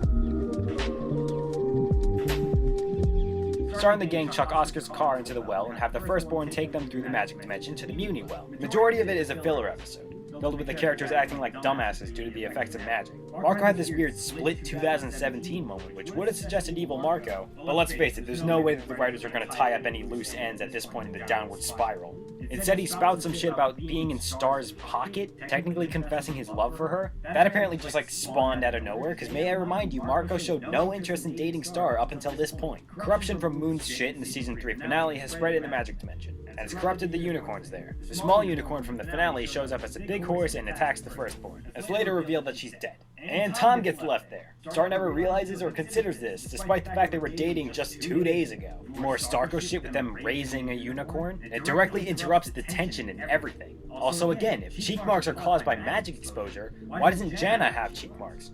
Or why doesn't Marco's appear? Jana puts a small, corrupted unicorn in her hat, and it seems like it's going to come up afterwards, but it never is. It's never brought up again. Marco discovers that Mina is on her way to attack Muni, and the Magic High Commission is apparently in on it. So the Magic High Commission was also apparently in on the whole coronation tragedy, which is bullshit. And then Marco leaves to warn Star. Star meets up with Moon, and yet again, more evidence is given that contradicts the plot twist. She said she's staying there to defend the Yurt people, as she's the only powerful one there. Okay. That doesn't contradict shit. For what it's worth, this episode did do a good job of painting Mina as a decent endgame villain. It definitely upped the dangerous meter. But this is pretty short-lived, because the following week they would release some of the worst shit I've ever seen in television. Star arrives just in time to save Eclipsa from being killed. She also brought her friends. She assembled people from A, different dimensions, and B, on complete different sides of Muni. She did that when there's no phone lines. Or portals. What happened? Yeah, I mean, fair point. Maybe there was, like, a gathering or something. Maybe Coronation. I don't think any of them showed up at Coronation, though. I don't fucking know. Good point. That's literally established the episode before this. How could you possibly forget that? Ponyhead is an annoying asshole here, says some dumb shit when actual people have fatal wounds. Also, they didn't even keep Seahorse consistent. He shows emotion and care here. He doesn't normally do that. You had one job. We got the typical inspirational speech sparks some big power-up cliche. Ponyhead is the one to give this speech for some. Well, that I actually like that because they subvert the cliche. Normally when this big power-up speech happens and then the big power-up happens, the big power-up, like, beats the villain. That doesn't happen here. The exact fucking opposite happens here. Star's big power-up does jack shit, and that's the entire idea, and that's what I love about it. some reason. It would have been more powerful coming from literally anyone else. Also, her No, it wouldn't, because Ponyhead is Star's best friend. Or, I guess... No, yeah, best friend, because her and Marco were, like, gonna get together. power-up is a random literal sense of plot armor. Really, where did this come from? Oh, and look at this. This is the worst offender. Eclipsa is holding a box of explosives in this scene. Then in the next frame, she's not. I know every continuity mistake ever made. Eclipsa uses her insta-kill spell, which again is different than the raptor killing spell. Star interrupts Marco, bringing crucial news to the kingdom and the livelihoods of all the citizens just for a cheap Starco moment. Because she's glad to see him, because she was separated from him, because she cares about people she cares about. Shut the fuck up. Stop acting like everything is just to serve a Starco. A lot of it is, but this isn't. Next is the beginning of the shitty plot twist. Mina actually comes in after Dug is killed, and she has a whole army of Solarian warriors in Solarian armor. First of all, I initially asked, where did she get all these people? What the fuck is this? Who the hell was in there then? Where the frick did she get all these people? And again, where did she get all this armor from? It was difficult enough to get her own set. How did she get literally hundreds? And no, they are not created by magic. If they were magic, they would have disintegrated during the finale, but they didn't. And here to help, Moon and River fly in through River's eagle wife. She claims they're here to help. Now River is actually there to help. He's a good lad. I love him. Moon, however. Speaking of River, he delivers the best line in this episode. I'm going to get that man some meat! He is a king, for corn's sake! He's a vegetarian. Fine! I'll get him some chicken. I can't get over that line. Moon sees for herself the effects of her betrayal. People are wounded. Corky fucking dies. Eclipsa and Star are hellbent on not using the spell again, even though mostly everyone in the village is either dead or hiding in the castle with them. So it wouldn't be much of an issue. Also, if they just chuck it at Mina and insta-gib her, we'll likely just scatter the troops. Eclipsa even suggests this, and it was a good idea. But no, it's too dangerous. Don't. It wasn't a good idea, and it is too dangerous, because first of all, it's insanely draining on Eclipsa. She would need to like recuperate before using it again. And it's a little bit of a slow spell, isn't it? Like, the only reason fucking Dug got hit by it is because nobody was expecting it. But Mina literally saw what it did, and after noticing that Eclipsa is doing like some long-ass incantation to send some spells, she must make the connection like, hey, maybe this is the spell that's about to kill Dug. Maybe I should fucking slash her with my Solarian sword, or maybe any of the other hundreds of warriors I have can just slash her while she's doing this incantation. And maybe you didn't even take into consideration the fact that the fucking spell with no name never dissipates, or it might dissipate, but we don't ever see it dissipate. And the idea, it's kind of implied that it never dissipates, and it's a once in a fucking blue moon spell for very, very desperate times. And you can't be flinging it all over the place because it causes mass destruction in a straight line and then just never goes away.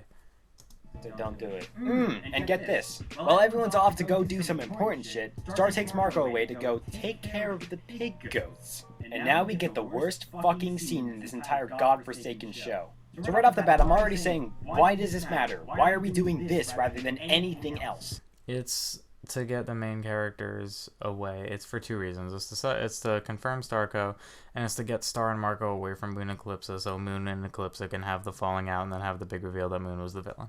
Marco even points out that this seems a little random. Shouldn't we help out with the evacuation? You know, the thing that actually matters? Then Star replies with some whiny excuse about how overwhelmed she is. She brings up how her friends came to help but then got wounded and it's all her fault. You'd do the same shit, buddy. You would be overwhelmed. If you were fucking 15 and you got almost all your friends fucking damn near death, and you're dealing with this big ass situation and a lot of the stress is falling in your lap, you're gonna want to get away from it for a little bit. Oh, so, I don't know, how about getting them to the magic sanctuary so they don't fucking die? Star even confirms that she's a bad person in this moment, but Marco goes through with it. Then we get this really long, unneeded, and awkward as fuck scene of the two of them slapping and fingering goats' asses. But hey, Marco's so quirky. Look at him. Relationship goals. He doesn't like their eyes. He's so weird. Also, the goats canonically have assholes, so Marco literally was fingering a fucking goat. Oh, and look, the pig goats. How do the goats canonically have assholes if I'm staring at the ass and there's no hole? They're conveniently helping them with getting together. And then it happens. Star tells Marco that he confessed his love to her while under magic influence. Marco confirms this despite not showing any signs of liking her prior. Again, literally no actual signs until Mama Star. And now we get the most insulting line. You know the blood moon curse? That a real? Well, it's baloney. I felt like this since the beginning.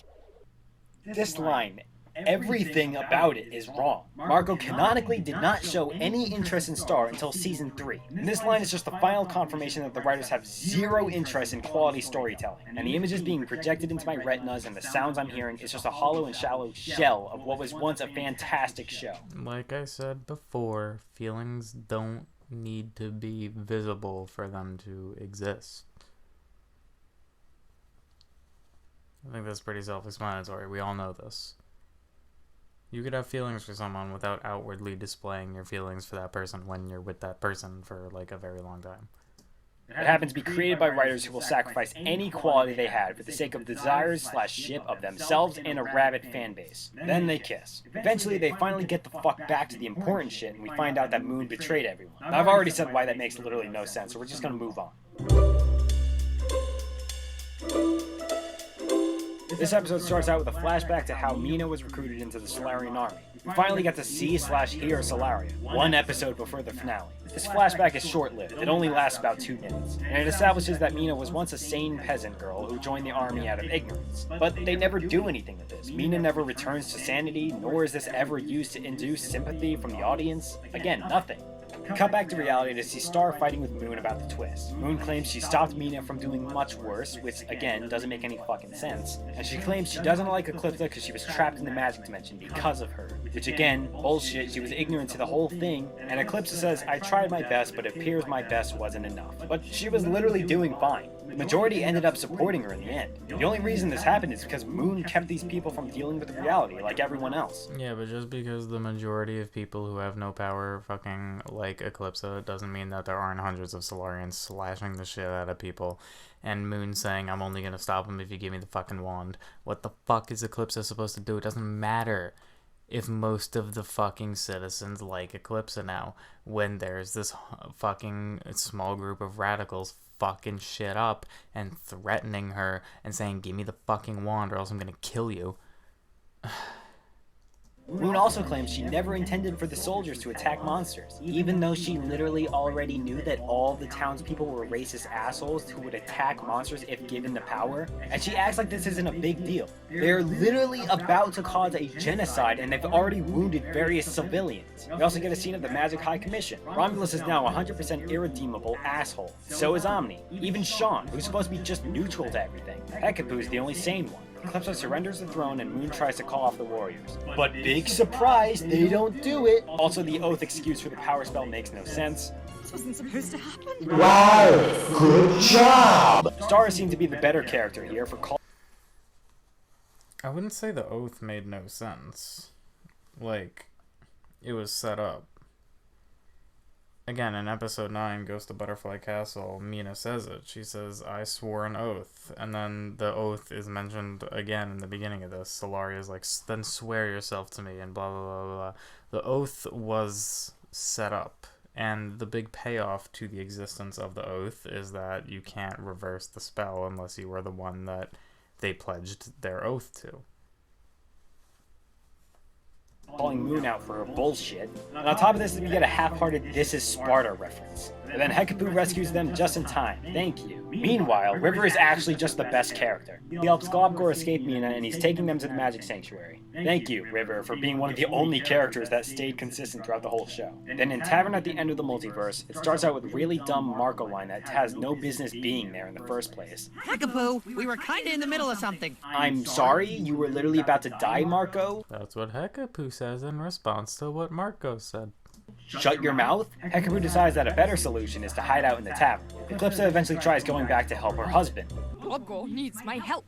Yes, but it's too dangerous. Nobody likes you, bitch! Star is actually the good character here for calling out Moon. I've already shown to you that there's literally no reason for that plot twist. Star even goes as far to say that she's a stand in the void, where she doesn't exist. Writers also try justifying the plot twist by shoehorning in some fabricated flashbacks of Moon asking Romulus to release Globgor. It also shows her creating the Solarian warriors. Corky dies due to the Solarian wound. Again, it's Star's fault for not helping with the evacuation. Also, no evacuation actually occurred. What happened to everyone else helping with this part? Why are they still in this room? Star throws a temper tantrum and suddenly declares that she hates magic. Now she wants to destroy it. She also somehow comes up with the idea that using the whispering spell in the realm of magic would work. In the grammar room, the past queens are seen. Although for some reason Moon's cutout is seen here, even though she's still alive and out there. Quick animation error. Very simple. She's not seen in the grandma room. Star's tapestry is finished, showing her destroying the magic. But then Star begins to whine about how Marco isn't in the tapestry, despite the fact they've only started dating within the same day. Shut the fuck up. Oh my god. Just because the romantic relationship started like a day ago doesn't mean they didn't already have a pre-existing fucking relationship for years. I left off her, Jana, and Marco when explaining where the magic put them. Somehow completely forgot and left out Tom. Glossaric also confirms that destroying the magic would destroy him and, by extension, all magical beings. And then Star says the line confirming that Toffee was right all along. Have to destroy the magic. I guess this means Toffee was right. Yes! Surprise!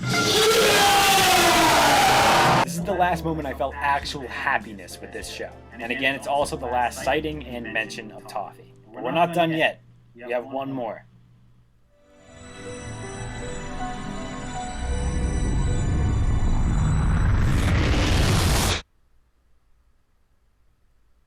So here we are, the series finale. For starters, the intro isn't even changed, it's just shortened with a very sloppy edit. Both Eclipsa and Moon seem apprehensive about Star's plan. Star explains her plan to Hecuba and she just nonchalantly agrees to help her by opening the portals. When Marco asks if she'll die from it, Hecuba only replies with, I always had the feeling this stuff did more harm than good. She's apparently just okay with dying, and Marco just says, oh, I'm gonna miss her. She's going to die and you've known her for a long time, like over 16 years long. Look, I agree that they should have had a longer, more emotional goodbye to Hecuba, but I also understand that they had 22 minutes to make this shit happen, and they can't really be wasting time with that.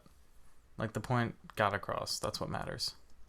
Time. I feel like you'd be more upset about this. Marco takes the wand and we see it transform back to the wand we saw in Season 3. Eclipsa says, Are they... even though the last time Eclipsa saw a star, she was just about to go on a perfectly fine romantic getaway with Tom. Now she suddenly comes back and she's with Marco. Also, the firstborn is dead. It got ganked. And then the writers pull a trick out of their magic hat. Now pudding is apparently the secret to not losing your mind in the magic dimension. And it's Glossaric shit, man. You can't fuck with Glossaric shit. Glossaric shit is just Glossaric shit. conveniently, Marco happened to get a bunch of them. Then she says, Yeah, magic's weird. Which is another beat around the bush statement. We see the corrupted horse and Tom is riding it. Star seems surprised that he was still in here. Again, she forgot about him despite the fact they broke up 2 days ago. Speaking of the horse... Well, I mean, to be fair, she didn't know he was still in here because she lost her mind in the magic. So she probably doesn't fucking remember leaving him in the fucking car because he couldn't get the seatbelt. She just remembers waking up with a doop-doop. So she expected Tom to just have been somewhere else, not still in the magic. It's really fucking loud and annoying. Is that...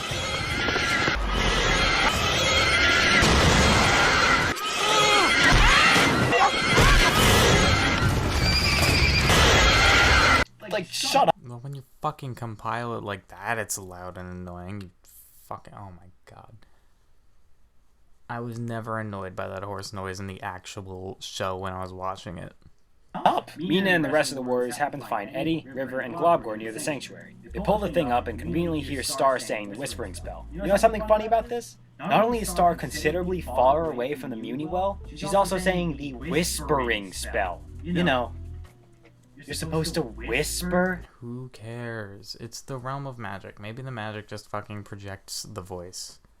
Also, now the whispering spell is completely different than the times we've seen it before. Like, again, before, you're still able to hear what she's saying. They made up actual words for it. Exactly, look at this. I'm sorry for all the horrible things I've said and done. One to remember me, I'm one to worship out of nothing. This has no plot relevance at all. I'm perfectly fine with the change. Why did they forget this? It's really not that hard. And again, the spell is only used 2 other times in the show. You can literally look up the clips on YouTube if you're too lazy to watch the episode back. Moon comes by and says, "Please stop," which confirms that she's still against the idea. Also, how did they even get here? And in literally 5 seconds, she changes her mind and agrees with Star. Even Eclipsa. With that being said, Moon is forgiven way too quickly, especially since the fact that she's the sole reason why magic needs to be destroyed in the first place. Marco learns how to do magic in a very short amount of time, considering that magic is usually something that requires years of training. Did Star have years of training? Nah, she picked up a wand and started doing Narwhal Blast, just the same shit Marco did. Marco's not trying to do super elaborate incantations like a fucking Warnicorn Stampede. He's just throwing shit at the wall and seeing what sticks. Also, his cheek marks don't even show up while he's doing spells. One of the only good parts of this episode is when my wish gets fulfilled and the unicorn gets kicked. Yeah, doesn't that sound great? No, I'm gonna kick you across the room. He's the one with magic now! Kick him. Marco feeds Tom the pudding, but gets physically stabbed all the way through by the unicorn's horn. Physical, mind you, not a magic wound. The stab wound is hinted to be a serious thing, but is later scrapped in its entirety with no explanation. Meteora also uses her butterfly form, again, despite never going through puberty or She went through puberty in the Never Zone, I've said this already. becoming anything more than a fucking baby, and also starts using the whispering spell. And if she's not saying the spell, then what is the point of this part? Corrupted magic is the same goo that Toffee was made out of in Battle for Muni, yet no mention of him is even made in this episode. Why would there need to be? The reason Toffee was made of that goop is because it's the whispering spell corruption. It's not Toffee corruption, it's whispering spell corruption. The antagonist for 2 whole seasons, just forgotten. Past Queen Not forgotten. He was fucking mentioned in the last fucking episode. Shut up, he wasn't forgotten. show up in ghost form, and now all the queens are apparently happy because they're destroying it, even though they were upset and angry about it in the last episode, and they even help out. It did lead to some of the only good parts about this episode. Moon seeing her mother again, Glaria rejecting Mina and seeing Meteora, finally give some closure to their complete opposite views. This was much needed, but it only lasts for 8 seconds. Mina enters the realm of magic and gets trampled by the loud horse. Not sure why the horse conveniently went towards Mina and not the people trying to destroy him. Marco celebrates about flipping an average size. The horse went towards Mina because the horse is like a killing machine. It doesn't give a shit. It doesn't have any morals. It doesn't care what's going on. Mina was probably closest to it at the time, so it went for Mina. As horse, even though he's been shown to do much stronger things in the series, and again, him being so strong in the first place makes no sense. Never zone. Because he's still a human and not a mumin. Magic gets corrupted fully, and the same stormy environment we saw in Battle for Muni is seen. And the queens start to disappear. The next conflict is Star leaving Marco behind. They have to go in separate ways. Marco needs to go to the Earth Well, and Star needs to go to the Muni Well. And then Star randomly decides that she'd rather abandon everything and everyone to be with Marco. And she jumps back into the well, except the Earth Well had already been closed. Marco evidently decided to do just the same. Also, the Earth Well just so happens to be pretty close now, and it doesn't really add up to the long time that it took to get there in Mama Star. Glosric's final line is kind of ruined here. His last words are, "But the kid's still here," which is a pretty big downgrade from this. Well, a good captain always goes down with his ship. Just little details like that add up and make this a really bad episode. Marco's cheek marks show up again in this next part, but nothing ever comes of it. Again, I think this plot point has been scrapped by now. Star and Marco then do something through the power of love and create a link between the dimensions. And this really only implies that relationship love can do this. Again, it really would have been more impactful if It doesn't imply that at all. they were just best friends, because that at least had 4 seasons build up. Their romantic relationship had 2 episodes. Then they teleport to where they belong. Star, Moon, Eclipsa, and Meteor no longer have cheek marks, confirming to us that it was caused by magic exposure. And you already heard me say why this is a plot hole, so I'm not going to waste your time more. Solarian soldiers turn back to regular people, and most of them just go, "Wow, that was real scary. I'm reformed now." Or, "Haha, we're free." There's no actual punishment for their actions. Mina is still insane, just without any powers now. Moon tries to help her, but she declines, and then this random monster girl tries killing her. You missed a little. Then Mina spouts some ominous shit about how she'll never really be gone and walks off with Manfred. No punishment for Mina, at all. At this point, everyone's off the hook. Meteora is off the hook, Mina's off the hook, all the townspeople are off the hook, Moon is off the hook. Toffee was the only one that wasn't off the hook. And he was the only one to be confirmed to be in the right. It would have been so simple to give Toffee a proper farewell. They didn't even need his voice actor for this. This would have been something. That would have made no sense and would have been fucking stupid. And it was so easy, but they didn't do it. Also, Globgore, someone who was hyped up for a full season, didn't have a single line in the series finale. Ponyhead is apparently still able to float, even though that makes zero sense. Although it probably wouldn't leave the best feeling if Star knew she crippled her friend's entire species. Star starts to feel guilt and sorrow because she'll never see her friends again. Marco, Kelly, and Talon are all from different dimensions. Then the writers give a sad attempt of like an epilogue of sorts for all those characters that aren't on Muni. Kelly is apparently so happy on some adventure right now, despite the fact she'll never see Marco or Star or anyone again. Talon is bragging at some bar, which honestly, that's probably the most likely thing out of all of this. And these aren't even real epilogues. This is through the fucked up mind of Ponyhead. We don't actually ever see these characters ever again. Ponyhead asks what happened to the Magic High Commission. We see that Romulus and Omni are dead. This is played off as a joke, despite them being really important characters. Here's what isn't a joke. Hekaboo is dead. She was actually a good person that had multiple episodes dedicated to building her personality and relationship with Marco. Ronaldo is dead, died without ever getting his father's love or approval. Glossaryck is dead. The most important being in the multiverse is gone. All those spells that had multiple episodes dedicated to them? Yeah, those spells that all had families, friends, complete sentience, thoughts, and aspirations? Dead. All of them. Good job on recognizing the moral gray area of this decision. That's why I love the ending so much, is specifically because of that. It's sad, it's messed up, it's terrible, but it's what had to be done. And I love that so much. Father Time is dead. Father Time is not dead. Father Time isn't magic, he's just Father Time.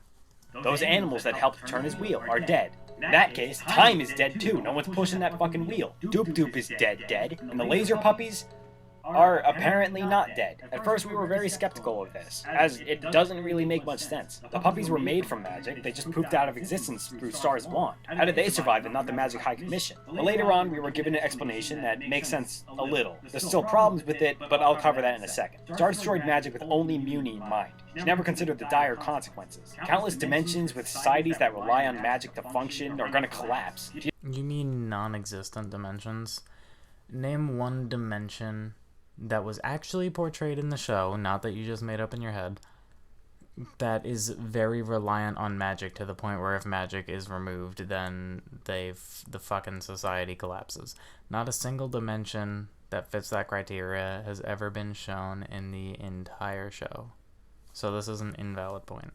You didn't care that she'd never see friends like Kelly again? You didn't care that... It's not that she didn't care, it's that she had to do what she had to do.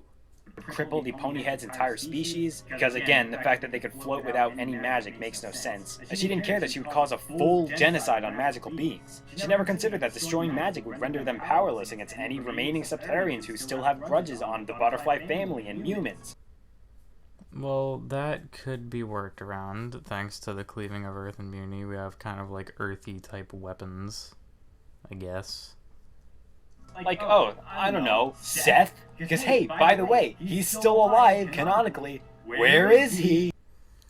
I mean, does he exist canonically? I've said why I believe his existence is non-canon.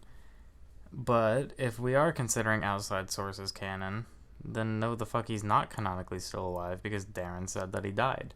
Which again makes no sense. Which again is why I don't like to think of Seth as canon. All she cared about was not being able to be with her boyfriend that she only started dating within that same day. TV tropes have summed this up pretty well. Any other civilizations in the multiverse that relied on magic for one reason or another will, at best, face significant societal upheaval and chaos. Once again, nothing like this has ever been shown in the show. And at worst, collapse entirely, if they don't outright die with magic. The actions of the 4 butterflies were meant to avert potential genocide of the monsters, but they ultimately cause a genocide in the process. And again, Marco's physical wound just disappears. Why did they even take the time to have that happen in the first place? Janet gives the best last line she could ever give. I know how to drop my pulse to 0, but only for 60 seconds. Run! A portal appears on both sides, suggesting that it's not going to be as simple as no magic, so they're separated. Now we get this running sequence, where the writers desperately try to make this seem more like a finale by chucking in a bunch of background characters and references. But similar to Britta's Tacos, this only feels empty. The music is good though, that's one thing that never changed about this show. Brian H. Kim is a good lad. His Jeremy is awesome joke is god tier, I love this man. Ludo, an extremely crucial part to the show's story, gets 4 seconds in the series finale. Yeah, because his character arc already ended. Portal explodes and somehow combines Muni and Earth. This still doesn't help the fact that Kelly, another big character that was friends with both Star and Marco, will never see any of them again. The writers then paint this as a happy ending. Oh nice, the worlds are combined so they could be together. Look at these nice colorful backgrounds. Ooh. Despite the fact that this would cause mass chaos on a universal scale. You're thinking about it too literally and realistically. This is a fantasy show, keep that in mind. The idea is a little more fantastical. It's that, thanks to the cleaving, 1, Star and Marco can be together, and 2, it creates a completely new world to structure a completely new society around, one that isn't flawed like the societies of Earth or societies of Muni. It's a happy ending in that sense. You just can't think about it too realistically because it's a fantasy show.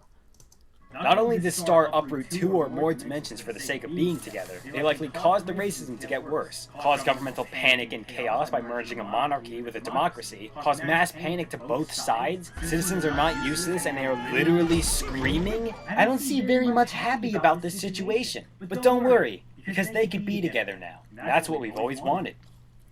Right? So fans were pretty mixed about this finale. Out of every episode, this is the one that people were most critical of. Darren had stated that she thought the ending would be satisfying to everyone. Lots of fun and adventures, a lot of Eclipsa, a lot of surprises. I think everyone's gonna really enjoy it. Are you sure about that? Evidently, that wasn't the case. Darren would continue answering non-important, random questions on her Twitter up until 3 months later. And Ask Me Anything was held on the official Star vs. the Forces of Evil subreddit. It was held by Darren Nefsey, the creator, Dominic Bizignano, the supervising producer, Aaron Hammersley, a writer, and Adam MacArthur, Marco's voice actor. It was kind of a disaster. It mainly only answered the simple ones while dancing around the important ones. It would also take the time to respond to things that were clearly answered in the show. And some of the answers they did give to the important questions were just downright confusing. Was there a planned Season 4 intro? It felt weird to still have to go through the Season 3 intro, because it was so outdated, still seeing Ludo taken over by Toffee and all. Agreed. This is all very nice, but it doesn't solve the mystery. Or this one's a classic. Does Toffee have a backstory, or was he just included for the plot? The fuck? What is that question? Yes. That's it? No.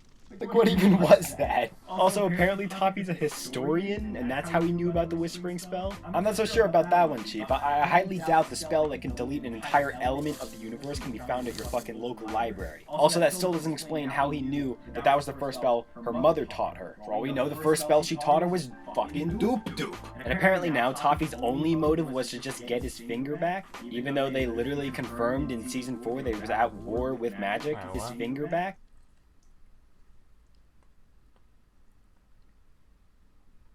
Well, no, that's one part of his character. There could be multiple facets of a character. Sorry if you hear a bag crinkling, I'm eating Zeppelis now. Even though they literally confirmed in Season 4 that he was at war with magic, and that was his motive. Tom can apparently still make portals, even though that was shown to be controlled by Hekapu's magic, and both Hekapu and magic are now gone. And any question that even remotely suggested anything bad about Starco or its arc either got downvoted into oblivion or removed by the subreddit's mods. Oh, but nothing takes the cake like this right here. So evidently quite a few people were asking about Seth, you know, like the giant overlord of the series. So, let's see what they responded with. Seth isn't the giant overlord of the series. If anything, he was behind like one event, which is Comet stuff.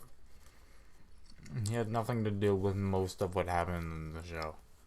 According to Dominic, Seth is still alive. Evidently he was included as a fun fact in the book, but he would be the antagonist if the show had another season. Alright.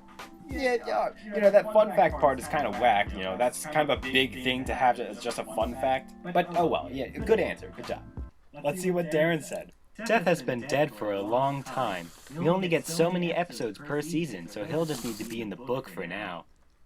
Okay, so according to Dominic, Seth is alive, but less than 15 minutes later, Darren comes in and says he's been dead for a long time. Did you guys just contradict each other when you're in the same fucking room? How did this happen? Did you guys, like, talk to each other during this? Did you guys make eye contact? Were you even in the same room, or was this photo taken 3 days prior during your lunch break? Like, what happened here? Also, I find it interesting how Darren's favorite episode of the show is the episode where the main characters are held hostage and forced to kiss. The other one is fine, though. Into the Wand was a fantastic episode, and I agree with her decision there. I also find it interesting how Darren didn't understand the cliche of boy protagonist and girl protagonist get together at the end. So yeah, the Ask Me Anything was kind of a disaster, but it doesn't stop there. Part of me wishes it did stop there, but it went further. After the Ask Me Anything ended, one of the people on my Discord, Inazuma, had taken to Twitter to voice their disappointment. Evidently, Marco's voice actor, Adam, saw this and decided to retweet it and call him out. Like, he didn't even know why we were upset or anything, just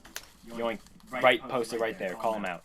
Now, before I continue with this part, let me just say that Adam is a good person. I don't have anything against Adam. Adam, on the very rare case that you're actually watching this, I respect the work that you do, and you were the perfect casting for Marco Diaz. Now, him retweeting that had gotten a few others from the Discord, myself included, involved. We eventually asked him some questions about the show, and for the most part, the answers that he gave lined up with that of Darren's. Common answers like, that's just how it is, or, oh, sorry, that's how they be. However, a few things did actually end up getting answered. We got some insight on the magic genocide. So essentially, there's two outcomes to the effects of cleaved on magical creatures. Magic is used to create actual organic material, i.e. puppies. Magic is further used to give them laser capabilities. When magic is destroyed, the laser power goes away and they remain as regular puppies, made from organic material. Darren's explanation of the puppies being alive actually makes kinda a bit of sense. However, there's no telling who dies and who gets to live then. Warnicorn from Battle for Muni died, they didn't just turn into a regular horse or anything, and by that logic... Well, unicorns aren't horses, they're unicorns. So, that's a fantastical creature. The sentient spells would still be dead. And also the fact that magic could create organic material like that is something they really should have said in the show. That's kind of a big thing. Like again, all these answers are coming after the fact. They were not put in the actual show like they should have. We're reaching some J.K. Rowling type shit here. I stuck in one last question for Adam, but he was unable to respond. Regardless, thank you for your time, Adam. Again, I respect your work. So overall, looking back at this show, it was kind of a mess. So what happened? What went wrong? In 2018, Dominic Bizignano replied to an anonymous ask on his Tumblr account. In the reply, he had confirmed that Star vs. the Forces of Evil was being written as production went along. And you're able to see this in action right here. Darren tweeted out after the finale of Star finished production, 1 month before it aired. Now, this writing method works if you're writing like a fun cartoon like SpongeBob or something. These Zeppelis are good. No, okay. Here's the deal. A write-as-you-go approach is not inherently bad when you're writing a show. Even a story-based show. Because that's how majority of story-based shows are written. And if you know how to do it, then it can be done very well. And Star Wars: The Force of Evil is done very well. And they had a continuity coordinator for pretty much the entire show, so minus just tiny little continuity errors, everything is pretty consistent. And it's confirmed by the creators. In another interview I watched with the entire team, they planned everything out before they did it. Every season was 100% storyboarded, or not storyboarded, was just 100% planned out, like literally down to the placement of the episode.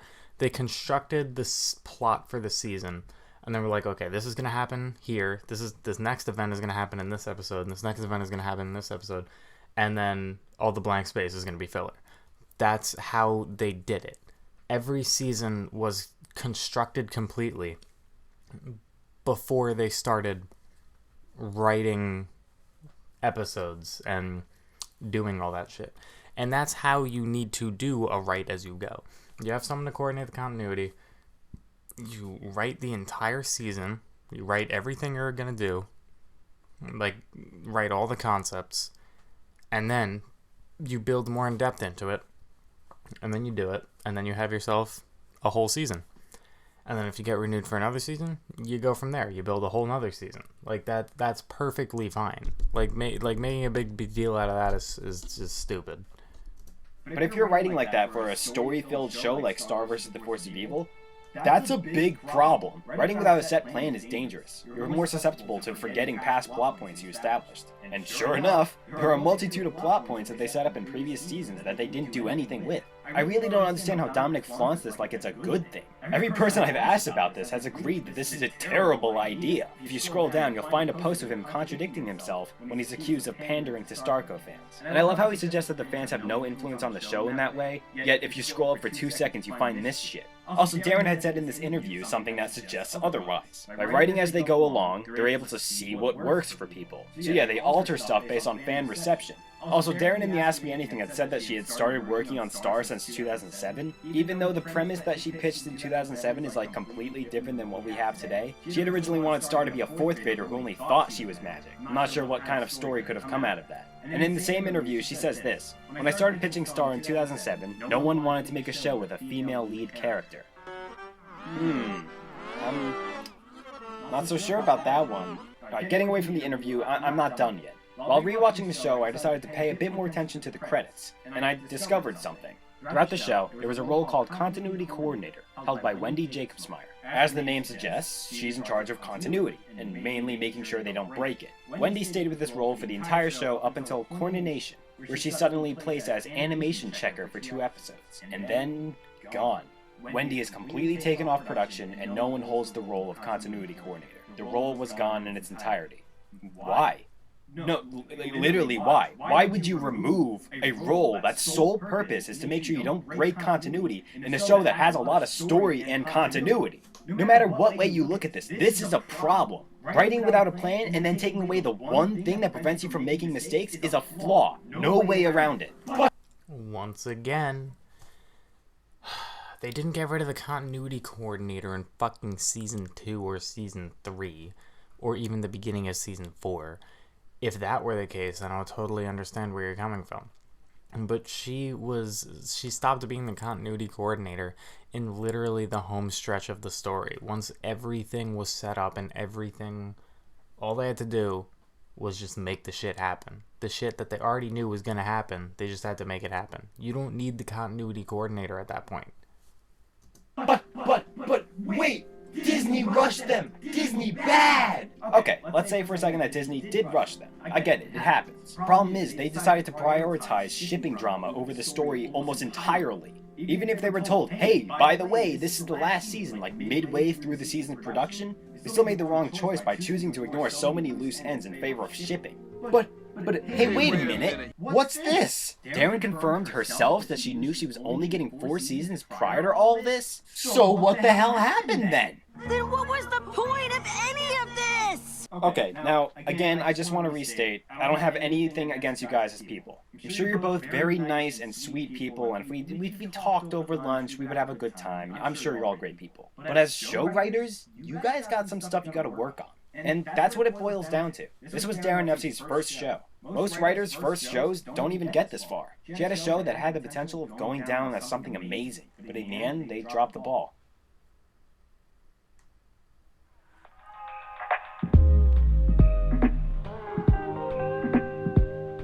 In case you don't know, Gravity Falls is pretty much unanimously held on a high pedestal. You should want your cartoon to be a Gravity Falls. This show had the potential to go out as a Gravity Falls. The problem is, it went on for way longer than it needed to, and left too many loose ends open. Most loose ends were established in the previous seasons, or the book in Seth's case. And it primarily deals with Toffee/Raptor plot in general, and Star's family. What was the whole in-between, from the Battle for Muni flashback to when we saw Toffee in episode 8? Where is Seth, or anything about him really? Does he even exist at this point? Because he was a thing created after Battle for Muni. Where was Toffee even gonna go after he succeeded? He's acting like this is an issue, but this is something I really love about shows like this and just storytelling in general. If you leave well-placed gaps, it leaves room for fun speculation.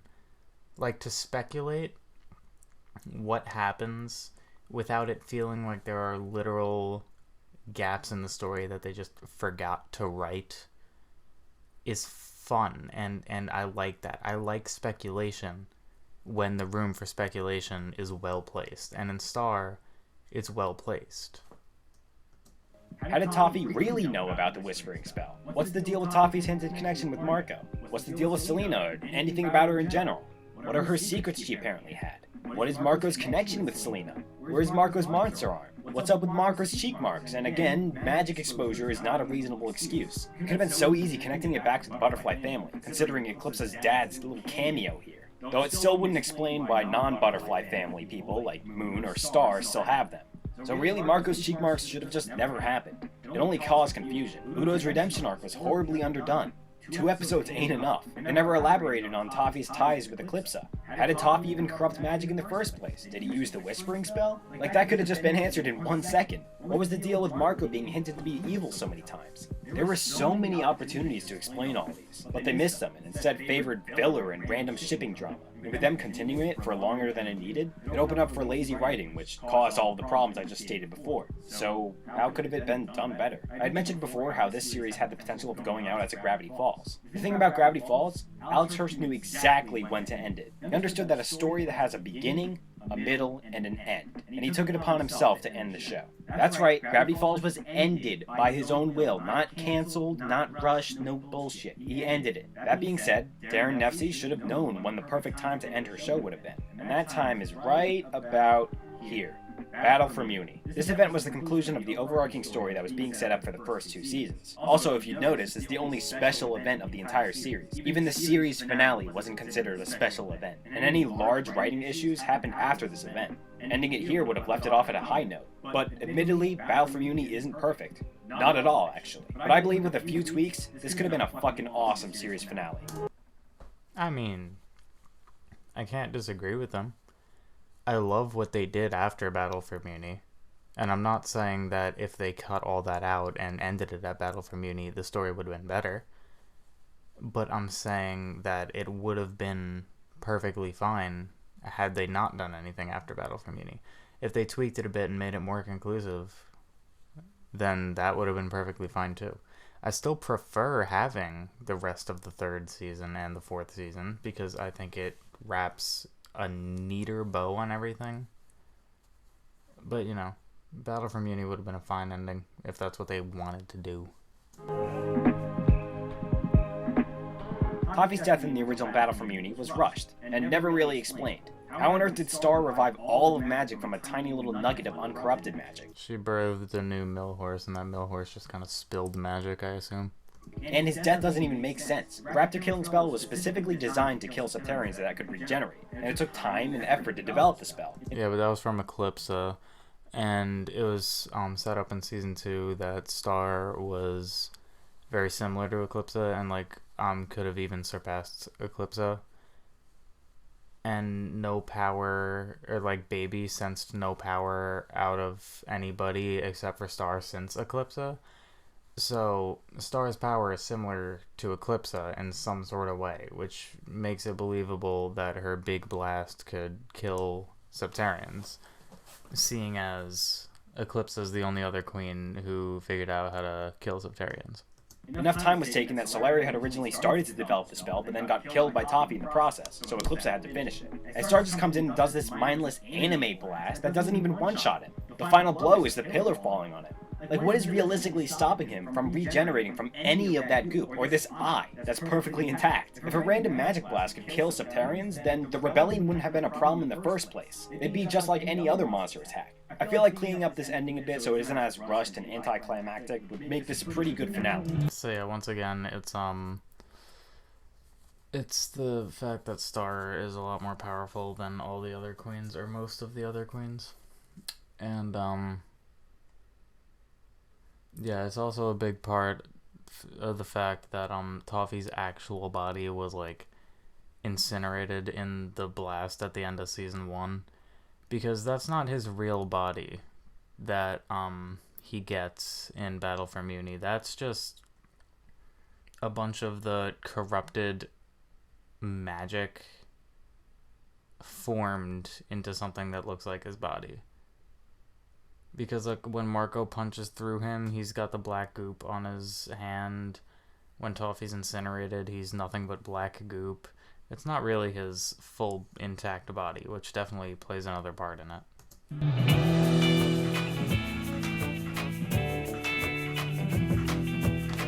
For the main antagonist of 2 whole seasons, we sure don't know a lot about Toffee. His plan was to destroy all magic and get his finger back, and he immediately left everyone alone once he achieved that. And again, we don't know any of the in-between from the Battle for Muni flashback to when he first appears. What was he doing this whole time? How did he plan all of this out? Time spent on episodes like Marco and the King and Puddle Defender could have been better used adding more closure to these types of endgame plot points, especially since the events of these 2 episodes can easily be told in short. Marco arrives in Muni, Ludo finally attacks the kingdom.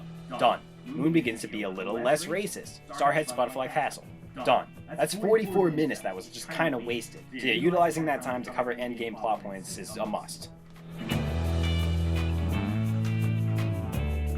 Unfortunately, having this be the finale would get rid of the few things that made the last 2 seasons enjoyable. The Eclipsa arc was by far the most interesting, but it doesn't live up to the hype and mystery that the whole overarching Toffee story had. So unfortunately, we're gonna have to take a lot of the Eclipsa stuff out if we want this to be the ending. All the hyping of her being evil, which didn't actually do anything in the end, the encounter and battle for Muni, the contract, etc. The Into the Wand stuff can stay. That was freaking awesome episode. But all the foreshadowing of her chapter would probably need to be changed a bit. Eclipsa was the main continuing factor from Battle for Muni into Season 3. Taking her out leaves no other reason to continue the story. It sucks, yeah, but this is for the sake of having a better ending. Because obviously the one that we got is pretty shit. You're forgetting that a lot of the Eclipsa stuff was, like, Eclipsa's chapter was a big part of the Chapter 2 subplot, so you can't just kind of ignore that, because that's what drew Toffee out of the wand and able to possess Ludo. That was a big part. And you're also completely forgetting the existence of Meteora. Like, are you saying we should completely remove Meteora too? Because what's up with St. Olga's? I guess you could easily say just like don't make Meteora connected to the butterfly family. She could easily just be some stupid headmistress for St. Olga's. But I don't know. It seems a little more boring. Makes the story too straightforward at that point. Like, where's all the fun other stuff, fun subplots, fun stuff that's gonna build up later? I don't know. Remember that some of these foreshadowing moments can stay. The series finale should wrap up the main story while still leaving a bit to the imagination. Adventure Time and Gravity Falls do this very well. This also means that Tom would never have his redemption arc, which also Megalodon sucks. But to be fair, I don't think Darren really cared for his character to begin with, seeing that she based him off of all of her ex-boyfriends. If Darren didn't care about Tom, why would she bother giving him the character arc? Yikes. If Battle for Muni were the ending of the series, Into the Wand would lose a lot of its far foreshadowing factors. We do end up learning about Moon in Battle for Muni, so the only ones that wouldn't be covered from the episode would be Eclipsa, Solaria, and Selena. This may make the episode lose just a bit of meaning, but overall the episode is still fantastic. Seriously, I can't get over this moment. Didn't fix my wand. It doesn't matter. You're going to die. You are going to die. And again, like little loose ends like this that aren't too big can leave stuff to think about after the finale. A montage at the end of Battle for Muni can cover a lot of ground. You can see things like people rebuilding the kingdom. It could handle the racism plot instantly by simply showing Star or Moon signing some sort of law into effect where monsters and humans are equal. Really, it didn't need to be a 2-season arc. You could have Marco and whoever still together. You could show various moments of everyone still hanging out again. Again, Battle for Muni would have been a good ending, especially with these little tweaks here. The story really didn't need to continue that much. But wait, I'm forgetting something again. Blue, what about the ships? The ships are the most important part. Ah, yeah. You have to give the people what they want, right?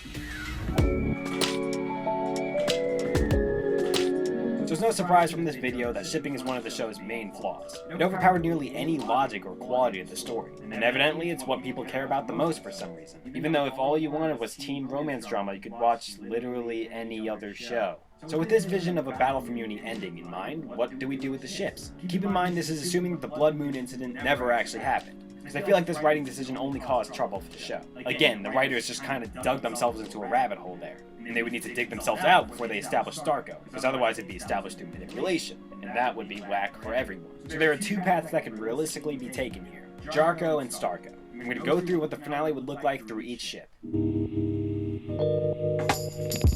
Again, like it or not, this ship makes the most sense in context, and it wouldn't really require any changes throughout Season 2, as they were already doing perfectly fine as a relationship for a full half of the season. So nothing really needs changing on the Jarko side, but we do need a resolution for Star's feelings for Marco. Probably the best way to do this is during Just Friends. Instead of Star being secretly dying inside, you have a moment where she realizes Marco is genuinely happy like this. She naturally gets over her feelings for him, thus resolving the jealousy situation and diffusing Starco. But then that would leave Star Crushed completely fucked over, because the entire half of that entire episode, the season 2 finale, is built off of the fact that Star has feelings for Marco. And that would also completely eliminate Song Day significance. You're not really considering a lot of stuff here. Marco can then be with Jackie after Battle for Muni and still hang out with Star. Now let's look at the Starco ending. This one is also surprisingly easy to fix, but it would sacrifice the Jarko relationship in its entirety. I wouldn't have Marco break up with Jackie or something, because again, that doesn't really make sense in the context of the past 2 seasons. Instead, I would have them not get together in the first place. In Season 2, Episode 9A, Sleepover, Jackie's over at Star's house. This is the first time Marco has been this close to Jackie. The most natural way to diffuse this ship at this point is having Marco realize that maybe Jackie isn't as good as he thinks. This would be done by Jackie doing or saying something that would kind of lower Marco's interest for her. Not something shallow like, oh, she liked this random thing? Oh, that's weird. I don't like you anymore. Something that actually says something about her core personality. Something that Marco as a character wouldn't feel right with.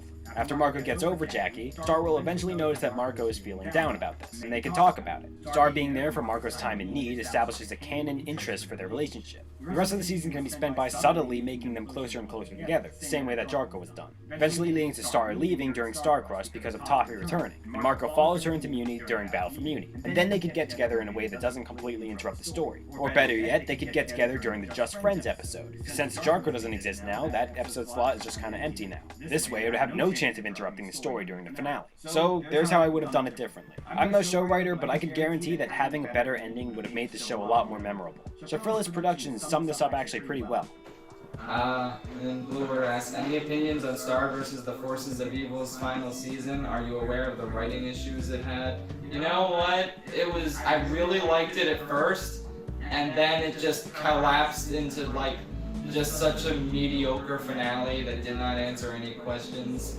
And I think endings really make something stick out a lot more in my mind. But that's how I feel about Star now with the last season. It felt like such a non-climax that I just the whole thing just kind of fell apart for me. So a show's finale is what leaves the lasting impact. Part of the reason why we all loved Adventure Time and Gravity Falls so much. They both had very good endings. But that's all for this giant video. I'm sorry this took so long to make. This was over 2 months in the making, probably 3. I used to absolutely love this show, but it's a shame that everything happened the way that it did. Good news is, if you're ever looking for a rewrite of the series, T. Blofeld's got you covered. He's doing this whole rewrite after Battle for Muni, and I haven't caught up all the way yet, but so far it's really, really good. I just want to thank everyone who participated in the project and participated in the Star discussion chat, or any discussion on the comments or anything. This video would simply not exist without you. And I also just want to thank my community in general for accepting how I feel about this show. From what I've seen in some other communities, if you badmouth this show, you're gonna get killed.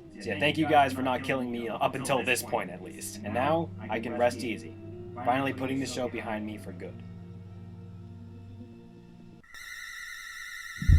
No! God!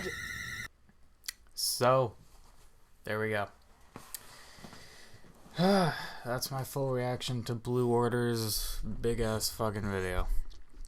If you stuck around until the end, thank you so much. I appreciate it. You don't know how much I appreciate it. This video actually ended up being almost an hour longer than I expected it to be. And just to reiterate, the amount of times I called Blue Order stupid or an idiot or said that he said some stupid shit or Jesus fucking Christ, all this, I don't actually dislike him. I respect his opinion completely, and he even had some valid points, some points I couldn't refute at all. It's just, I feel like he also spreads a lot of misinformation about the story and is kind of clouded. His brain is clouded because he just loves Toffee so much, and he had such a boner for the fucking original 2 plot lines. And it just... he probably couldn't appreciate more of what happened later. I think a rewatch can help a lot of people. Like, a rewatch could always change his opinion. And Blue Order, if you're watching this, I doubt you are, I would recommend just watching the show one more time and seeing if your opinion changes. And if it doesn't, that's perfectly fine. You are totally entitled to your opinion. Everything you think about season 3 and 4, I'm not saying you're wrong. I'm just saying I disagree. And I gave all my reasons why I disagree. And you could have your opinion, and I could have mine. I just wanted to voice mine. And I will be posting this in the Star Discord, just so people can watch it if they want to. And again, thanks to everyone in that Discord server, just because they give me so many things to think about when it comes to this show. Some of the stuff that I said in this video is not even stuff that I noticed. It's stuff that people from the Discord server noticed. And I just think it's a great community, and, you know, just thanks for watching. Thanks for everything, really. It's been great. I need to go to bed because I've been sitting in the same chair for 4 hours and I'm really tired. But if you watch this video, I know I just said it 5,000 times, but thank you so much for watching this whole video. I really appreciate it. I'll catch you all on the next one, and see you later. Bye-bye.